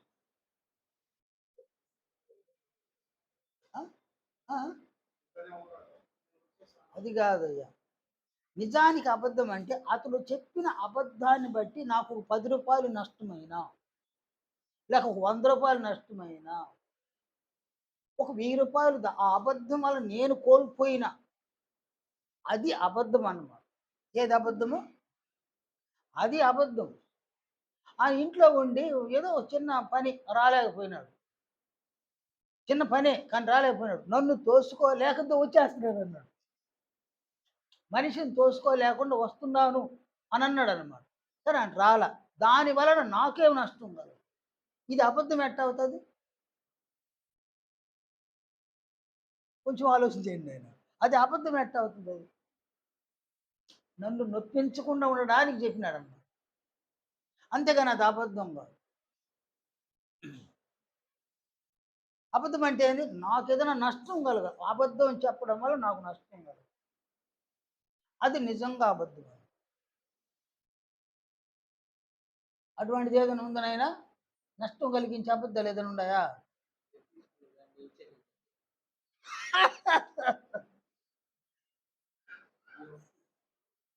సరే ఒక 100 రూపాయలు ఆయనకి ఇచ్చినాను నేను. లేదా ఆయన నాకు ఇచ్చినాడు అనుకోండి 100 రూపాయలు. ఆయన రేపు ఇస్తాను ఒక 100 రూపాయలు ఇంటికి ఇచ్చినాడు. రేపు అయింది. ఇంకొక రోజు కూడా అయిపోయింది. 3 రోజులు అయిపోయింది. ఆయన నాకు ఫోన్ చేసాడు. నేను రేపే ఇస్తానన్నా కదా! ఇచ్చేసి లేదనంటే అంటే అది అబద్ధం. ఎందువలన? ఆయనకి నష్టం కలుగు చేసినాడు. అది అబద్ధం అన్న. ఒక వ్యక్తికి నష్టము కలుగు చేయకుండా ఎన్ని మాట్లాడిన అబద్ధాలు కాదు. నష్టాన్ని కలుగు చేసేది మాత్రమే అబద్ధం. దీన్ని మనం దృష్టించాలి ఆ విధంగా. లేదంటే ప్రతిదీ మనకు అబద్ధంగానే కనబడుతుంది అనమాట. ప్రతిదీ అబద్ధంగానే తీసుకోవాల్సి వస్తుంది అనమాట. మనం మనం ఫాల్ట్ అవుతాం అన్నమాట. కనుక నేను అబద్ధం చెప్పడం వలన ఆ సహోదరుడికి ఏదైనా నష్టం కలిగితే అది నిజంగా అబద్ధం అన్నమాట. నీ సహోదరుడికి నష్టాన్ని కలిగించే మాటలు అబద్ధం. నీ సహోదరునికి కష్టమును కలిగించే మాటలు అబద్ధం. అలాంటి మాటలను మనము ఏం చేయమంటాడు ఈయన పౌలు? మానుకోండి అని అన్నాడు అన్నమాట. మానుకోండి. కానీ ఏం చెప్పండి మీరు? సత్యమే మాట్లాడాలండి. పొరుగువానితో సత్యమే మాట్లాడు. కానీ ఇది కష్టమా? సులభమా? కష్టమా సులభమా నాయనా? కానీ క్రీస్తునందు విశ్వాసం ఉంచితే ఆయన చెప్పినాడు. నేనంతే, నేనంతే, నేనంతే. నేను ఇట్నే ఉంటా. నేనింతే. ఎవరేమని అనుకోని నన్ను. నేనింతే. ప్రభువు చెప్పినాడు నేను చేస్తా. అంతే. దానివల్ల నాకు నష్టం కలగని. ఎవరు ఏమన్నా అనుకోని నన్ను. ఆయన అబద్ధం చెప్పొద్దు అన్నాడు. నేను అబద్ధం చెప్పను. ఆయన ఇట్లనేసి మనం ఒకరికొకరు గొడవలు పెట్టకూడదు మళ్ళీ. కదా నాయనా? భాస్కర్‌ని గురించి ఎవరైనా ఏదైనా చెప్పినారనుకోండి, దాన్ని అట్నే తీసుకొచ్చి అబద్ధం చెప్పకూడదు యేసు ప్రభు. అయ్యా భాస్కర్ నిన్ను అట్ట తిట్టినాడు ఈయన పలానా ఆయన అని తీసుకొచ్చి అప్పుడు నేనేం చేసినట్టు? కొండిగాడిని అనమాట మళ్ళీ. నేను కొండిగాడిని అయిపోతా. మరి కొండిములు చెప్పకూడదు అంటారనమాట. కొండిములు చెప్పకూడదు. ఒకవేళ ఈయనకేదైనా తెలిసి కోర్టులో కేసేసేసి సాక్ష్యం ఎవరిని అడిగితే నన్ను పెట్టేస్తే ఆయన సాక్షిగా. ఇప్పుడేం చేయాలి నాయనా? ఇప్పుడు ఖచ్చితంగా అవునండి. ఆయన మాట్లాడితే నిజమేనండి అని అప్పుడు నిజం చెప్పాలన్నమాట. అప్పుడు సత్యం చెప్పాలన్నమాట. అలా కాకుండా ఈయనకి తెలియని వాడోడు తిట్టేసినట్టు దాన్ని నేరుగా తీసుకొచ్చి ఈయనకి చెప్పేసి వీళ్ళిద్దరు కొట్లాడుకుంటే చూస్తూ ఆనందిస్తూ ఉంటే అదేమని అది రైట్ కాదనమాట. అది కొండవలు చెప్పిన కథ కిందకు వస్తుందన్నమాట. అందువలన సంఘములో అపోస్తలుల యొక్క సిద్ధాంతము, ఆ సిద్ధాంతములు వాళ్ళు ఏమన్నారంటే, మీరు ఒకరికి ఒకరు అవయవాలై ఉన్నారు గనుక మీరు పొరుగువానితో అబద్ధం చెప్పడం మానుకోండి. మీరు అబద్ధం చెప్పడం మానుకోండి. పొరుగువానితో సత్యమే మాట్లాడాలి. మనము దీనిని నమ్మాలి. ఇది ప్రభువు యొక్క ఆజ్ఞ. ఈ ఆజ్ఞను నేను నమ్ముతూ ఉన్నాను. ఈ ఆజ్ఞను నేను అనుసరించడం వలన నాకొచ్చే లాభం ఏందంటే, క్రీస్తు యొక్క మహిమను నేను పొందుతాను. దీని వలన ఎన్ని నష్టాలు కలిగినా, ఎన్ని కష్టాలు కలిగినా క్రీస్తు మహిమను మాత్రం నేను పొందుతాను. అంతిమంగా క్రీస్తు మహిమను నేను పొందుతాను. అందువలన నేను అబద్ధం మానుకుంటా. సత్యమే చెప్తా. అనవసరంగా అందరితో పోయి ఈ వివాదాలు పెట్టుకోను నేను. సత్యం మాట్లాడతా. వ్యక్తిగతంగా సత్యమే మాట్లాడతా. వ్యక్తిగతంగా అబద్ధం చెప్పను నేను. ఇలా మనము నిర్ణయాన్ని తీసుకోవాలన్నమాట. నిర్ణయాన్ని తీసుకుంటే క్రీస్తునందు మనం ఏం కలిగి ఉన్నాము? విశ్వాసాన్ని కాదు. లేదంటే మనము అబద్ధాలు చెప్పుకుంటాం. వాళ్ళు యేసు ప్రభు ఏమో తన శిష్యుల ద్వారా ఆజ్ఞనిచ్చుంటే మనం అబద్ధాలు చెప్పుకుంటూ తిరుగుతా ఉంటే మనం విశ్వాసులమా? అవిశ్వాసులమా? విశ్వాసులమా? అవిశ్వాసులమా? నన్ను ఇక్కడ ఈ లెక్కన ఎంతమంది విశ్వాసులుగా ఉన్నాము? ఎంతమంది అవిశ్వాసులుగా ఉన్నాము? అంటే అంటే మనల్ని మనం పరిశీలన చేసుకోవాలి, పరీక్షించుకోవాలన్నమాట. ఇది పరీక్షించుకునేటువంటి ఒక తరుణం అన్నమాట. అందువలన అపోస్తుల సిద్ధాంతములో వారు చెప్పిన సంగతులు క్రీస్తునందు విశ్వాసం ఉంచాలన్నారు.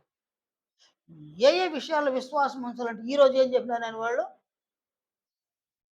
మనం ఒకరికొకరు అవయవాలుగా ఉన్నాము. అందువలన ఏం చేయాలి మనము? అబద్ధం ఆడడాన్ని మానుకోవాలి. ప్రతివాడు తన పొరుగు వానితో, పొరుగు వాళ్ళు ఎవరు? సహోదరులు ఏడున్నారు? ఎక్కడున్నారు సహోదరులు? కుటుంబాలు లేరా? మీది కుటుంబం కదా నాయన. నీవు నీ భార్య ఏమై ఉండారు? కుటుంబంలో ఎవరు? సహోదరులు కదా, సహోదరి సహోదరుడు కదా. మీరు ఒకరితో ఒకరు ఏం చెప్పుకోవాలా? సత్యం చెప్పుకోవాలి. ఇప్పుడు భాస్కర్ ఉన్నాడు, ఆయన కుటుంబం తన భార్యతో సత్యమే చెప్పాలి, అబద్ధం చెప్పకూడదు. ఆమె అతనితో సత్యమే చెప్పాలి, అబద్ధం చెప్పాలి. ఇక్కడ వివాహమైన వాళ్ళందరూ భార్య భర్తలుగా బాప్తిస్మం పొందుంటే సహోదరుడు సహోదరి ఎక్కడున్నారు నాయన? కుటుంబంలోనే ఉండగా ఒకరితో ఒకరు ఏం చెప్పాలి నాయన? సత్యమే మాట్లాడాలి, యథార్థంగా సత్యమే మాట్లాడాలి. సత్యం మాట్లాడడం అంటే ఏంది నాయన? ఒక తప్పు చేసినాము, దాన్ని ఏం చేయాలా? ఒప్పుకునేయడం, ఒప్పుకోవడం అన్నమాట. అది యథార్థత వస్తుంది, అది సత్యాన్ని చెప్పడం వస్తుంది. కనుక మనము కుటుంబ స్థాయిలోనే ఈ సత్యమును మాట్లాడడానికి అలవరుచుకోవాలన్నమాట. భార్యతో సత్యం మాట్లాడాలి, భర్తతో సత్యం మాట్లాడాలి, పిల్లలతో సత్యం మాట్లాడాలి, తల్లిదండ్రులతో సత్యం మాట్లాడాలి. ఇక్కడ ప్రాక్టీస్ చేయడం అనమాట. కుటుంబంలో ప్రాక్టీస్ చేయడం అనమాట. అలా కాకుండా నీ భార్యతో అబద్ధం చెప్పి, నీ భర్తతో అబద్ధం చెప్పి, నీ పిల్లలతో అబద్ధం చెప్పి, నీ తల్లిదండ్రులతో అబద్ధం చెప్పి ఏం జీవితం నాయన, ఏం జీవితం? అది అసలు జీవితమే కాదు.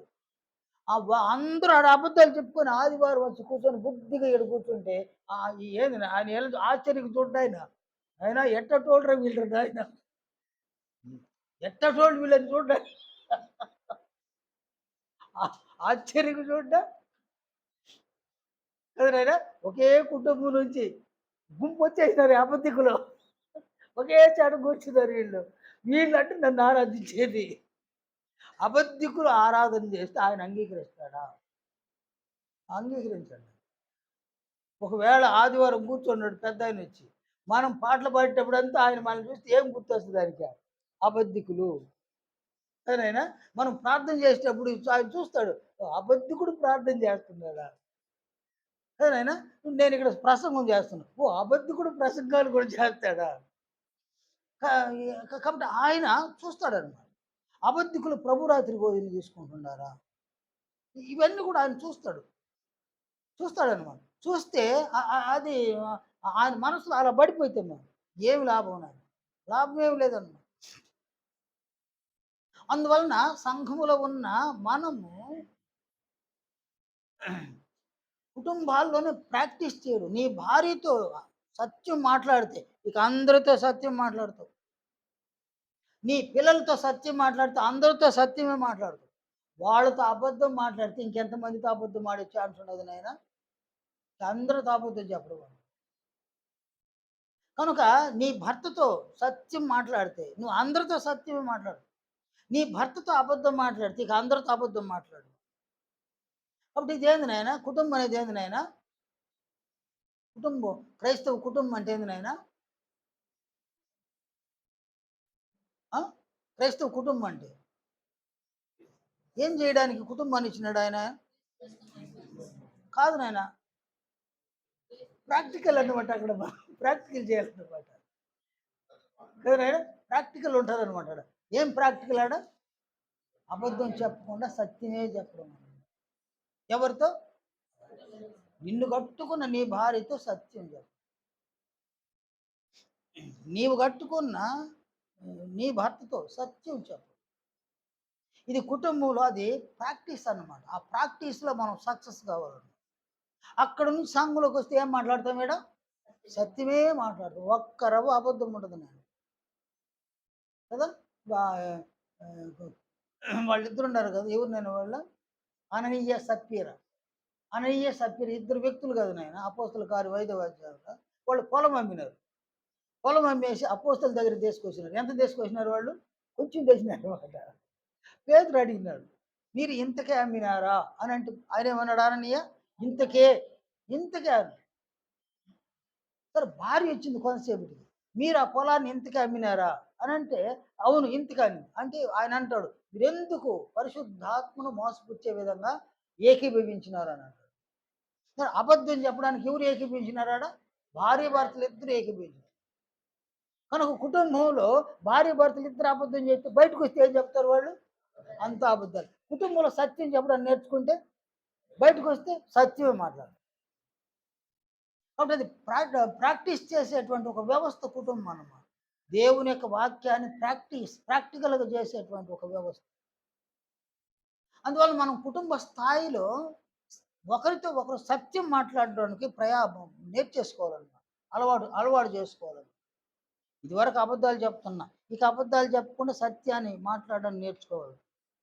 నెక్స్ట్ ఎఫెసీ 4వ అధ్యాయం.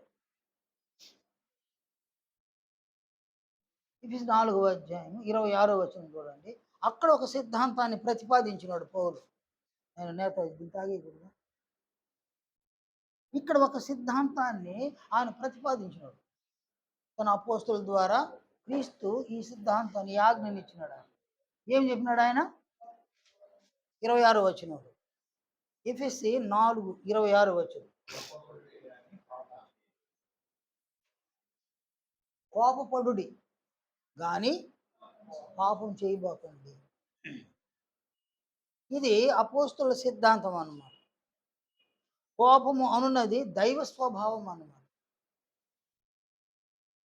సాతానుడికి కోపమే రాదన్నమాట. ఎందుకు రాదు కోపం వాడిగా? సాతానుడికి గ్రంథంలో ఎక్కడైనా కోపం వచ్చినట్టు చూసినారు మీరా? ఇప్పటి వరకు సాతానునికి కోపం వచ్చినట్టు గ్రంథంలో ఏడన్నా కనిపెట్టినారా? వాడి కోపం రాదు వాడికి. ఎందువలన? ఎదుటి వ్యక్తులను చెడిపేసే వాడికి కోపమే రాదు. మీరు మామూలుగా మనుషులను కూడా చూడండి, ఏ వ్యక్తుల్ని చెడిపేవాడికి కోపమే రాదు. వాడు అన్నిటికీ నవ్వుతుంటాడు నాయన. ఏం మాట్లాడినా నవ్వుతుంటాడు, ఎంత చీకొట్టినా నవ్వుతుంటాడు. కానీ లోపల ఏముండదు? చెడగొట్టాలి, మనుషులను చెడగొట్టాలి. ప్రతి విషయానికి నవ్వకూడదు మనిషి. నవ్వు వచ్చినప్పుడే నవ్వాలి, నవ్వించినప్పుడే నవ్వాలి, నవ్వు వచ్చినప్పుడు కారణం ఉంటేనే నవ్వాలి. కారణం లేకుండా కూడా నవ్వితే, కారణం లేకుండా ఏది నవ్వితే ఏది నవ్వితే, కారణం లేకుండా నవ్వు అది ఒకటి పిచ్చోడు మాత్రమే చేసేదనమాట. అప్పుడు మరెవరు చేయరనమాట. మనం మనుషులు కారణం ఉంటేనే నవ్వాలి, కారణం లేకపోతే నవ్వకూడదు అనమాట. కారణం ముందు ఎవరైనా నమ్మితే ఎవరు ఏమి చెప్పరు అన్నమాట. కారణం లేకుండా ఏయ్ ఎందుకు నవ్వుతున్నావు అని ప్రశ్నిస్తారండి. ఎందుకు నవ్వుతున్నావు అని ప్రశ్నిస్తారు. కాబట్టి ఇక్కడ నవ్వడానికి ఒక కారణం కావాలి.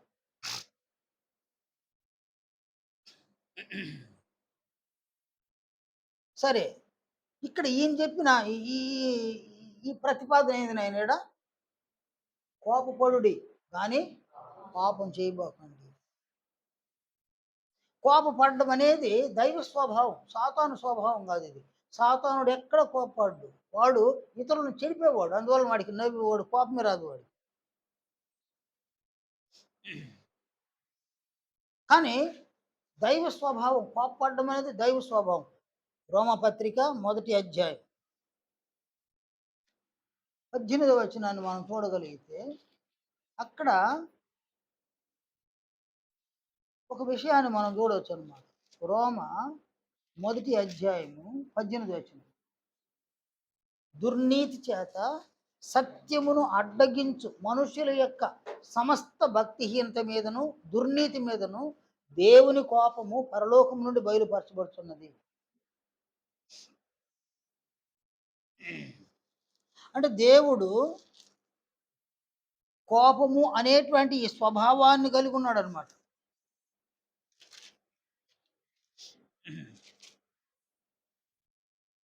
అలాగే క్రీస్తు యేసులో కోపం ఉందనైనా కోపం ఉంది. యెరూషలేము దేవాలయంలో వ్యాపారం చేస్తున్నారు నాయన. ఆ వ్యాపారం చేసేటప్పుడు ఆయన వచ్చినాడు, యేసు ప్రభు వచ్చినాడు. నా తండ్రి ఇంటిని వ్యాపారపు ఇల్లుగా చేస్తున్నారా అనేసి రోకల్ని జల్లేసినాడు, పావురాలని ఎగరేసేసినాడు, కోప్పడ్డాడు. కోపంతో కలయి చూసినాడు అనమాట వాళ్ళని. వాస్తవానికి అంత కోపంతో ఆయన కలయి చూస్తే ఏమై ఉండాలి నేను వాళ్ళు కాలిపోయి ఉండాలన్నమాట. కాలిపోయి ఉండాలన్నమాట. కానీ అంత ప్రళయాన్ని తీసుకొని రాలే ఆయన తన కోపాన్ని. ఈయన అంజూరపు చెట్టుని నువ్వు నీ పండ్లు ఇంకెవరు తినరు బా అన్నాడు కదా ఆయన. ఏమైంది అది? అయిపోయిందా? వీళ్ళు కోపంతో కలయి చూస్తే ఏమైపోయారు వాళ్ళు? మాడి బూడిదైపోయాడు వాళ్ళు. అంత ద్వేషంతో చూడలే ఆయన. కోప్పడ్డాడు. కానీ అక్కడ పాపం చేసినాడా యేసు ప్రభువు? ఎవరినైనా కొట్టినాడా? ఎవరినైనా తిట్టినాడా? ఎవరినైనా కొట్టి తిట్టుంటే అక్కడేం జరిగి ఉంటుంది? పాపం జరిగిపోయింది. కానీ ఆయన మాట్లాడిన మాట చూడండి, నా తండ్రి ఇంటిని వ్యాపారపు ఇల్లుగా మారుస్తారా? ఆ ఒక్క మాటే.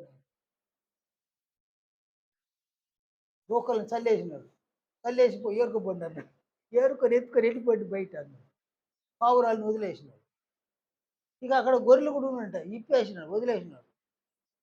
వెళ్ళిపోండి, నా తండ్రి ఇల్లు ఇది, ఇది పరిశుద్ధంగా ఉండాలి, ఇది వ్యాపారం జరగకూడదు. కోపగించినాడు. అందువలన తన శిష్యులు అనుకున్నారు, తన ఇంటిని గూర్చిన ఆసక్తి నన్ను భక్షించుతున్నది అని ప్రవచనం ఉండదు, ఆ ప్రవచనం వీళ్ళు నెరవేరింది అని వాళ్ళు భావించినారు. కనుక యేసు ప్రభువు కొన్ని సందర్భాల్లో కోపం వచ్చింది, కొన్ని సందర్భాల్లో విసుక్కున్నాడు కూడా ఆయన.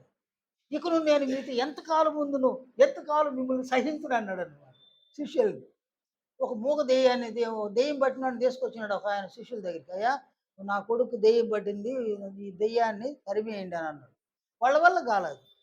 అతను తన కుమారుని తీసుకొని ప్రభువు దగ్గరకు వచ్చినాడు. అయ్యా నా కొడుకు దెయ్యం పట్టింది, నీ శిష్యుల దగ్గర తీసుకొచ్చినాను, వాళ్ళు దీన్ని తరమలేకపోయినారు అని అన్నాడు. అప్పుడు ఆయన విసుక్కున్నాడు, బాధ అయింది. ఎంతకాలం మిమ్మల్ని సహించును, ఎంతకాలం మీతో ఉందును నేను, వాడిని తీసుకొని రండి అన్నాడు. ఆ దెయ్యాన్ని తరిమేసినాడు, అది వెళ్ళిపోయింది.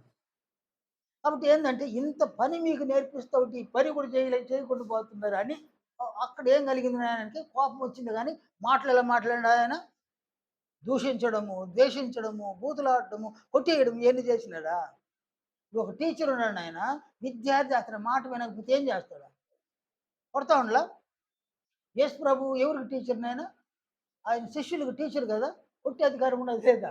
కొట్టినాడా? లేదు, కొట్టలేదు. తిట్టినాడా? తిట్టలేదు. అందువల్ల ఆయన ఏం చేసినాడు? కోపాన్ని ఏం చేసినాడు ఆయన? కోపం వచ్చినా దాన్ని ఏం చేసినాడు? దాన్ని తన అదుపులో ఉంచుకున్నాడు అన్నమాట. కానీ మనలో కూడా కోపం ఉందన్నమాట.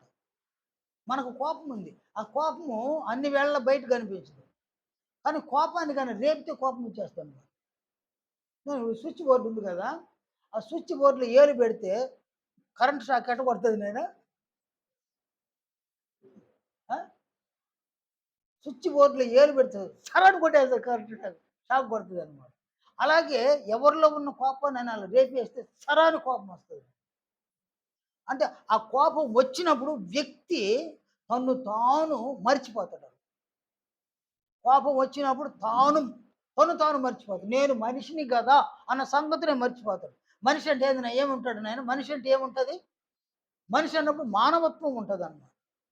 ఈ మానవత్వాన్ని కోల్పోతాడు. మానవత్వాన్ని కోల్పోయి మృగంగా మారిపోతాడు అనమాట. ఒక వ్యక్తి మీద అమాంతంగా పడిపోతాడు.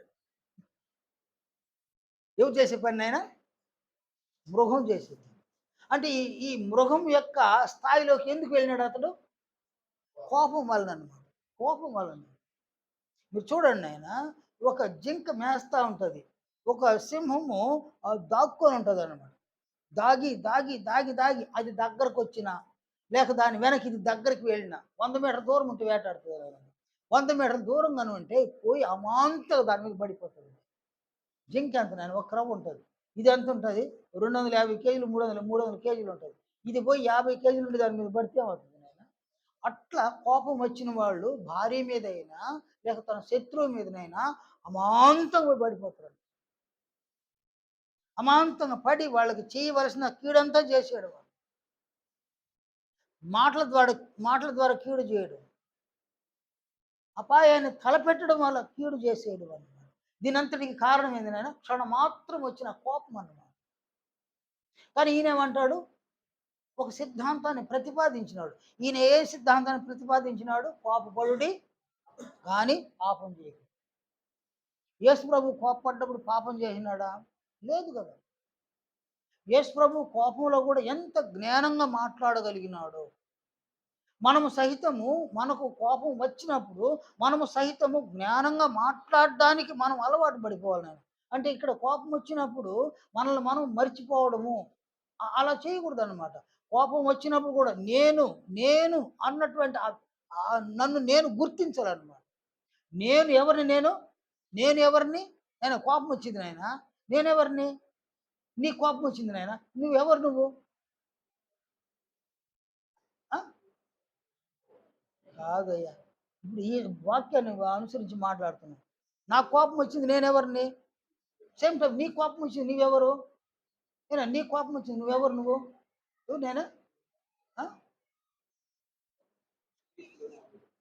క్రీస్తు శరీరములో నేను అవయవాన్ని. అసలు ఆయనే కోపం వస్తే గమ్మునుంటే నేనెందుకు కోపంలో కోపగించాలా? కాబట్టి ఎవరో మనల్ని కోపాన్ని రెచ్చగొట్టినారు. కోపాన్ని రెచ్చగొడితే ఏం కావాలి? మనం ఏం చేయాలి నాయన?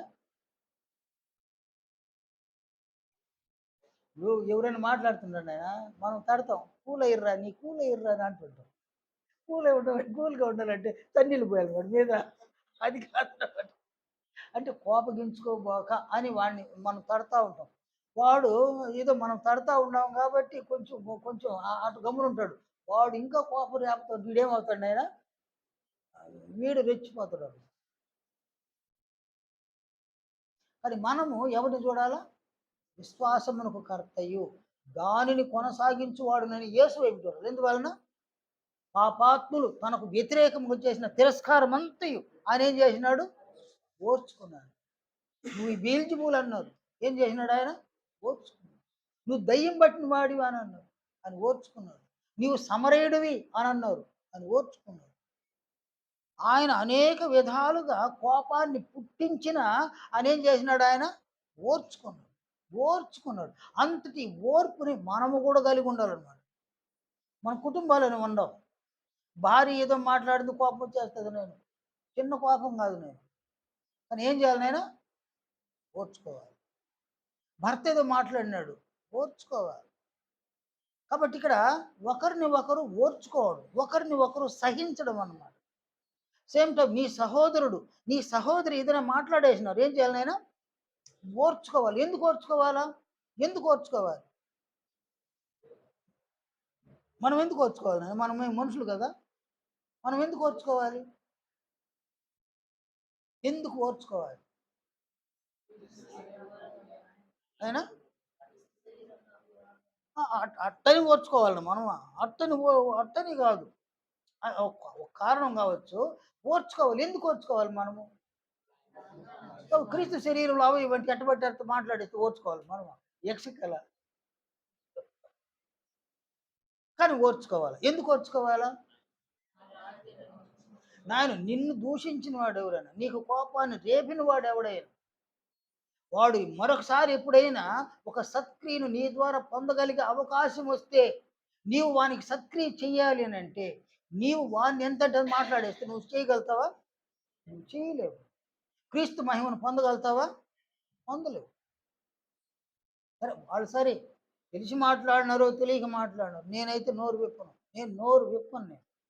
నేను మాట్లాడను. అతడు మాట్లాడినంతగా, ఆమె మాట్లాడినంతగా నేను మాట్లాడతా. అప్పుడు సైతం జ్ఞానంగానే మాట్లాడతా. వారు మాట్లాడినంత బూతు మాటలు, పోదురు మాటలు నేను మాట్లాడు. ఎందుకనంటే ఇది ఒక జాగ్రత్త. జాగ్రత్త ఏందినైనా? భవిష్యత్తులో ఎప్పుడైనా నేను అతనికైనా ఆమెకైనా ఒక సత్క్రియను చేసే అవకాశాన్ని దేవుడు నాకు ఇచ్చినప్పుడు నేను మాట్లాడేస్తే నేను చేయగలనా? నా మాటలను వినేసిన వాళ్ళు నా చేత ఈ సత్క్రియను పొందగలరా? పొందలేరు.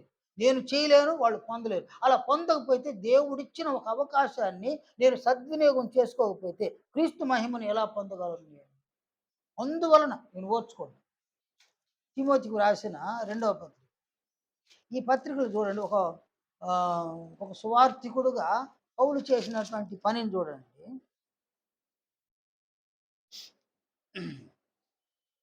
2వ అధ్యాయము 10వ వచనం చూడండి. ఆయన తిమోతి 2వ పత్రిక 2వ అధ్యాయం 10వ వచనం.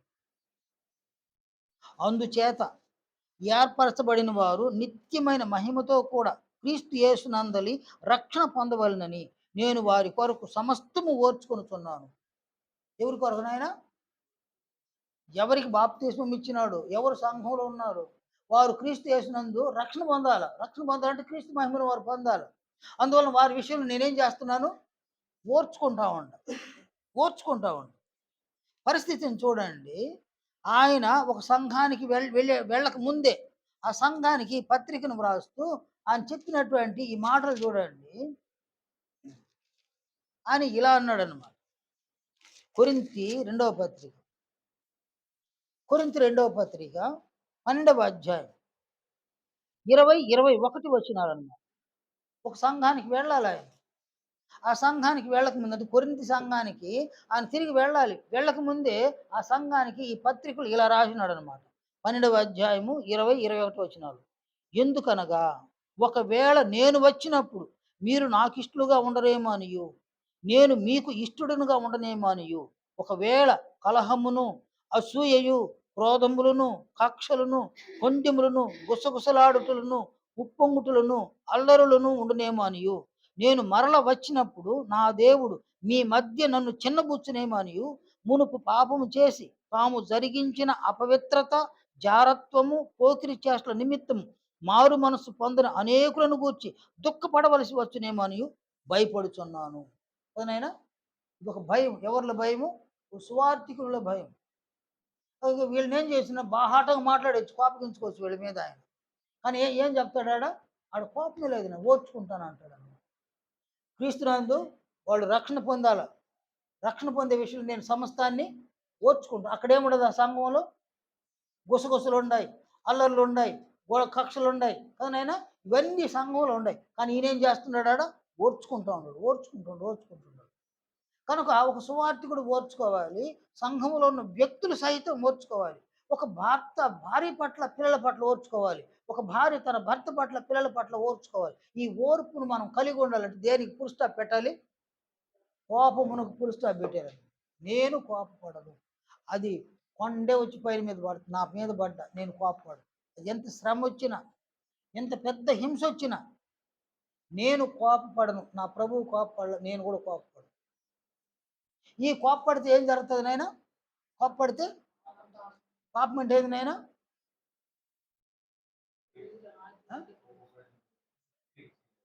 కాదు, కోపపడితే ఏం చేస్తారు?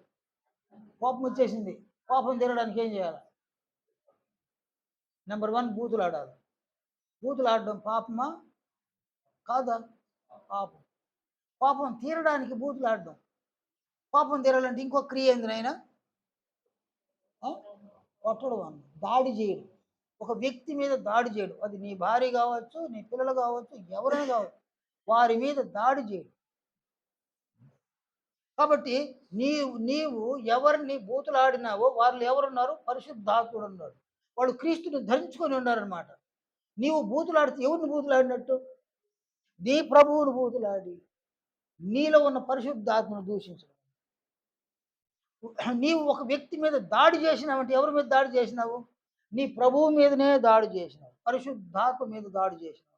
ఇంత పెద్ద నేరం ఉందని అన్నాడు. అందువలన పౌలు అంటాడు, కోపపడు కానీ పాపం చేయకూడదు.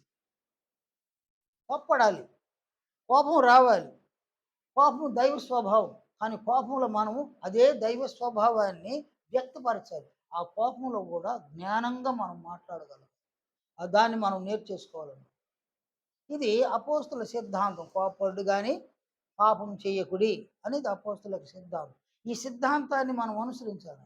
కాబట్టి ఈరోజు 2 సిద్ధాంతాలు నేర్చుకున్నాం. మనకి ఇష్టమైన, ఇష్టం లేకపోయినా ఈ సిద్ధాంతాన్ని మనం అనుసరించాలి. క్రీస్తు మహిమను పొందడానికి సిద్ధాంతాన్ని ఖచ్చితంగా అనుసరించాలి. నెంబర్ 1 ఏంది నాయనడా ఈరోజు చెప్పుకునేది? మనం ఒకరికొకరము అవయవాలు. అందువలన అబద్ధం చెప్పడాన్ని ఏం చేయాలి? మనము మానుకోవాలి. ప్రతివాడు పొరుగు వానితో సత్యమే మాట్లాడు. నెంబర్ 1. దీనివలన ఎంత కష్టమైనా ఎంత నష్టమైన పర్వాలేదు. నంబర్ 2 ఏంది? మనం కోప్పడకూడదు. ఎవరి మీద కోప్పడకూడదు? సహోదరుల మీద కోప్పడితే ఎవరి మీద కోప్పడ్డట్టు? క్రీస్తు మీదనే కోప్పడ్డాడు. అందువలన కోప్పడకూడదు అన్నమాట. కోప్పడకూడదు. ఇప్పుడు ముఖ్యమంత్రి కొడుకున్నాడు అనుకోండి ఆయన, వాడి మీద కోప్పడితే ఎవరి మీద కోప్పడ్డట్టు? వాడు నాయన మీద కోప్పడ్డట్టు కదా. ఇప్పుడు ముఖ్యమంత్రి కొడుకు అనుకోండి, ఆయన మన మధ్య వచ్చినాడు, మనకి ఇష్టం లేకుండా కూడా మాట్లాడినందుకు మనం అది నవ్వుతా వింటుంటాం అనమాట. ఎందువలన మనం కోప్పడితే ఏం జరుగుతుంది ఏమో, ఎలాంటి ప్రళయం ముంచుకొని వచ్చేస్తుంది ఏమో. అందువల్ల నవ్వుతానే ఉంటాం మనం. మనల్ని ఆయన ఏదైనా అవమానంగా మాట్లాడి కూడా నవ్వుతూ ఉండేసి వెళ్ళిపోయిన తర్వాత ఏమి అట్లా మాట్లాడితే గమ్మునుండారే, ఎందుకు గమ్మునుండదు ఏం చెప్తున్నాను, ఏం గమ్మునుండకుండా ఏం చేయమంటావు, వాళ్ళు ఆ స్థాయిలో కూడా మనం ఏదైనా మాట్లాడేస్తే మళ్ళీ మన పరిస్థితి ఎట్టుంటుంది ఏమో, ఈ భయాన్ని మనం వ్యక్తపరుస్తాం. అదేవిధంగా క్రీస్తులో మనం ఉన్నాం అవయవాలుగా. మనం సంఘంలో ఉన్న వ్యక్తులతో అబద్ధం ఆడితే క్రీస్తుతో అబద్ధం ఆడినట్టు, సంఘంలో ఉన్న వ్యక్తులతో కోపడితే క్రీస్తు మీదనే కోపడ్డాడు. ఈ మహానేరం అవుతుంది. కానీ ఈ రెండు సిద్ధాంతాలను మనం తప్పకుండా అనుసరిస్తే క్రీస్తు యేసు యొక్క మహిమను మనం పొందుతాం. అని దయచేసి సంగతులు గ్రహించండి.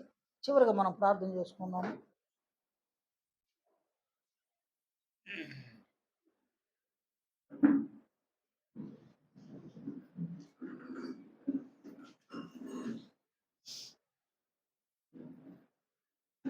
పరిశుద్ధుడైన మా తండ్రి, ప్రేమ కలిగిన మా నాయన, గత దినములన్నింటిలోనూ మాకు క్షేమమును కలుగు చేసి ఈ దినమున సువార్తికుల తరగతిని జరుపుకోవడానికి మీరు మా పట్ల చూపించిన కనికరాన్ని బట్టి తండ్రి మీకు మేమందరమును స్తుతులు స్తోత్రములు చెల్లిస్తున్నాం. తండ్రి సంఘములో సువార్తికులుగా తయారగుటకు ఈ క్లాసులను సవ్యంగా మీరు జరిగిస్తూ ఉన్నదుల కొరకు మీకు కృతజ్ఞతాస్తులు చెల్లిస్తున్నాం. ఈ క్లాసులు సవ్యంగా జరగడానికి తమ ధనాన్ని, బలాన్ని, సమయాన్ని ఖర్చు పెడుతున్న ప్రతి బిడ్డను కనికరించమని ప్రార్థిస్తూ ఉన్నాం. తండ్రి ఈ తరగతుల్లో మీరు మాకు నేర్పిస్తూ ఉన్న అమూల్యమైన ఈ సంగతులను, అపోస్తుల సిద్ధాంతములను మేము అనుసరించడం వలన తండ్రి మా జీవితాల ద్వారా సువార్తను ఇతరులకు ప్రకటించే విధంగా మరింత మమ్మల్ని కనికరించమని ప్రార్థిస్తున్నాం. అటు తరువాత అనుభవపూర్వకంగా సువార్తను సంఘమునకు వెలుపల నశించిన ఆత్మలకు ప్రకటించడానికి సంఘంలో సువార్తలను కూడా తయారు చేయదులని వేడుకుంటూ ఉన్నాం. తండ్రి ఈ గొప్ప కార్యక్రమాన్ని మీరు జరిపిస్తూ ఉండగా సంఘంలో ఉన్న మీ బిడ్డలమైన మేమందరము కూడా ఈ కార్యక్రమంలో పాల్గొనటమే కాకుండా ఈ కార్యక్రమంలో ఉన్నటువంటి మేమందరము కూడా ప్రభువు యొక్క మహిమను పొందడానికి ప్రయాసపడులాగున ప్రభు అయిన క్రీస్తు యేసునందు విశ్వాసం ఉంచి ఎన్ని నష్టాలు కలిగినా ఎన్ని కష్టాలు కలిగినా ప్రభువు పక్షముగా మేము నిలిచి ప్రభువు మాకు బోధించిన, మాకు నేర్పించిన, మాకు ఆజ్ఞాపించిన సంగతులను తప్పకుండా అనుసరించి జీవించి ప్రభువు యొక్క మహిమకు కీర్తిని మేము కలుగు చేసి ప్రభు యొక్క మహిమను మేము పొందులాగున మరింత మమ్మల్ని కనికరించమని ప్రార్థిస్తున్నాం. ప్రతి బిడ్డను దీవించండి ఆయన, ప్రతి కుటుంబాన్ని కనికరించండి, సంఘాన్ని, సంఘ కార్యక్రమాలు దీవించండి. నిశ్చితమైతే తిరిగి మీ సముఖంలోనికి మేము చేరి వచ్చేంత వరకు ఈ కనికరంతో మమ్మల్ని నింపుదురని ప్రభు అయిన క్రీస్తు యేసు పరిశుద్ధ నామమున ప్రార్థిస్తున్నాం తండ్రి. ఆమేన్. నేను అందరికీ వందనాలు. ఈరోజు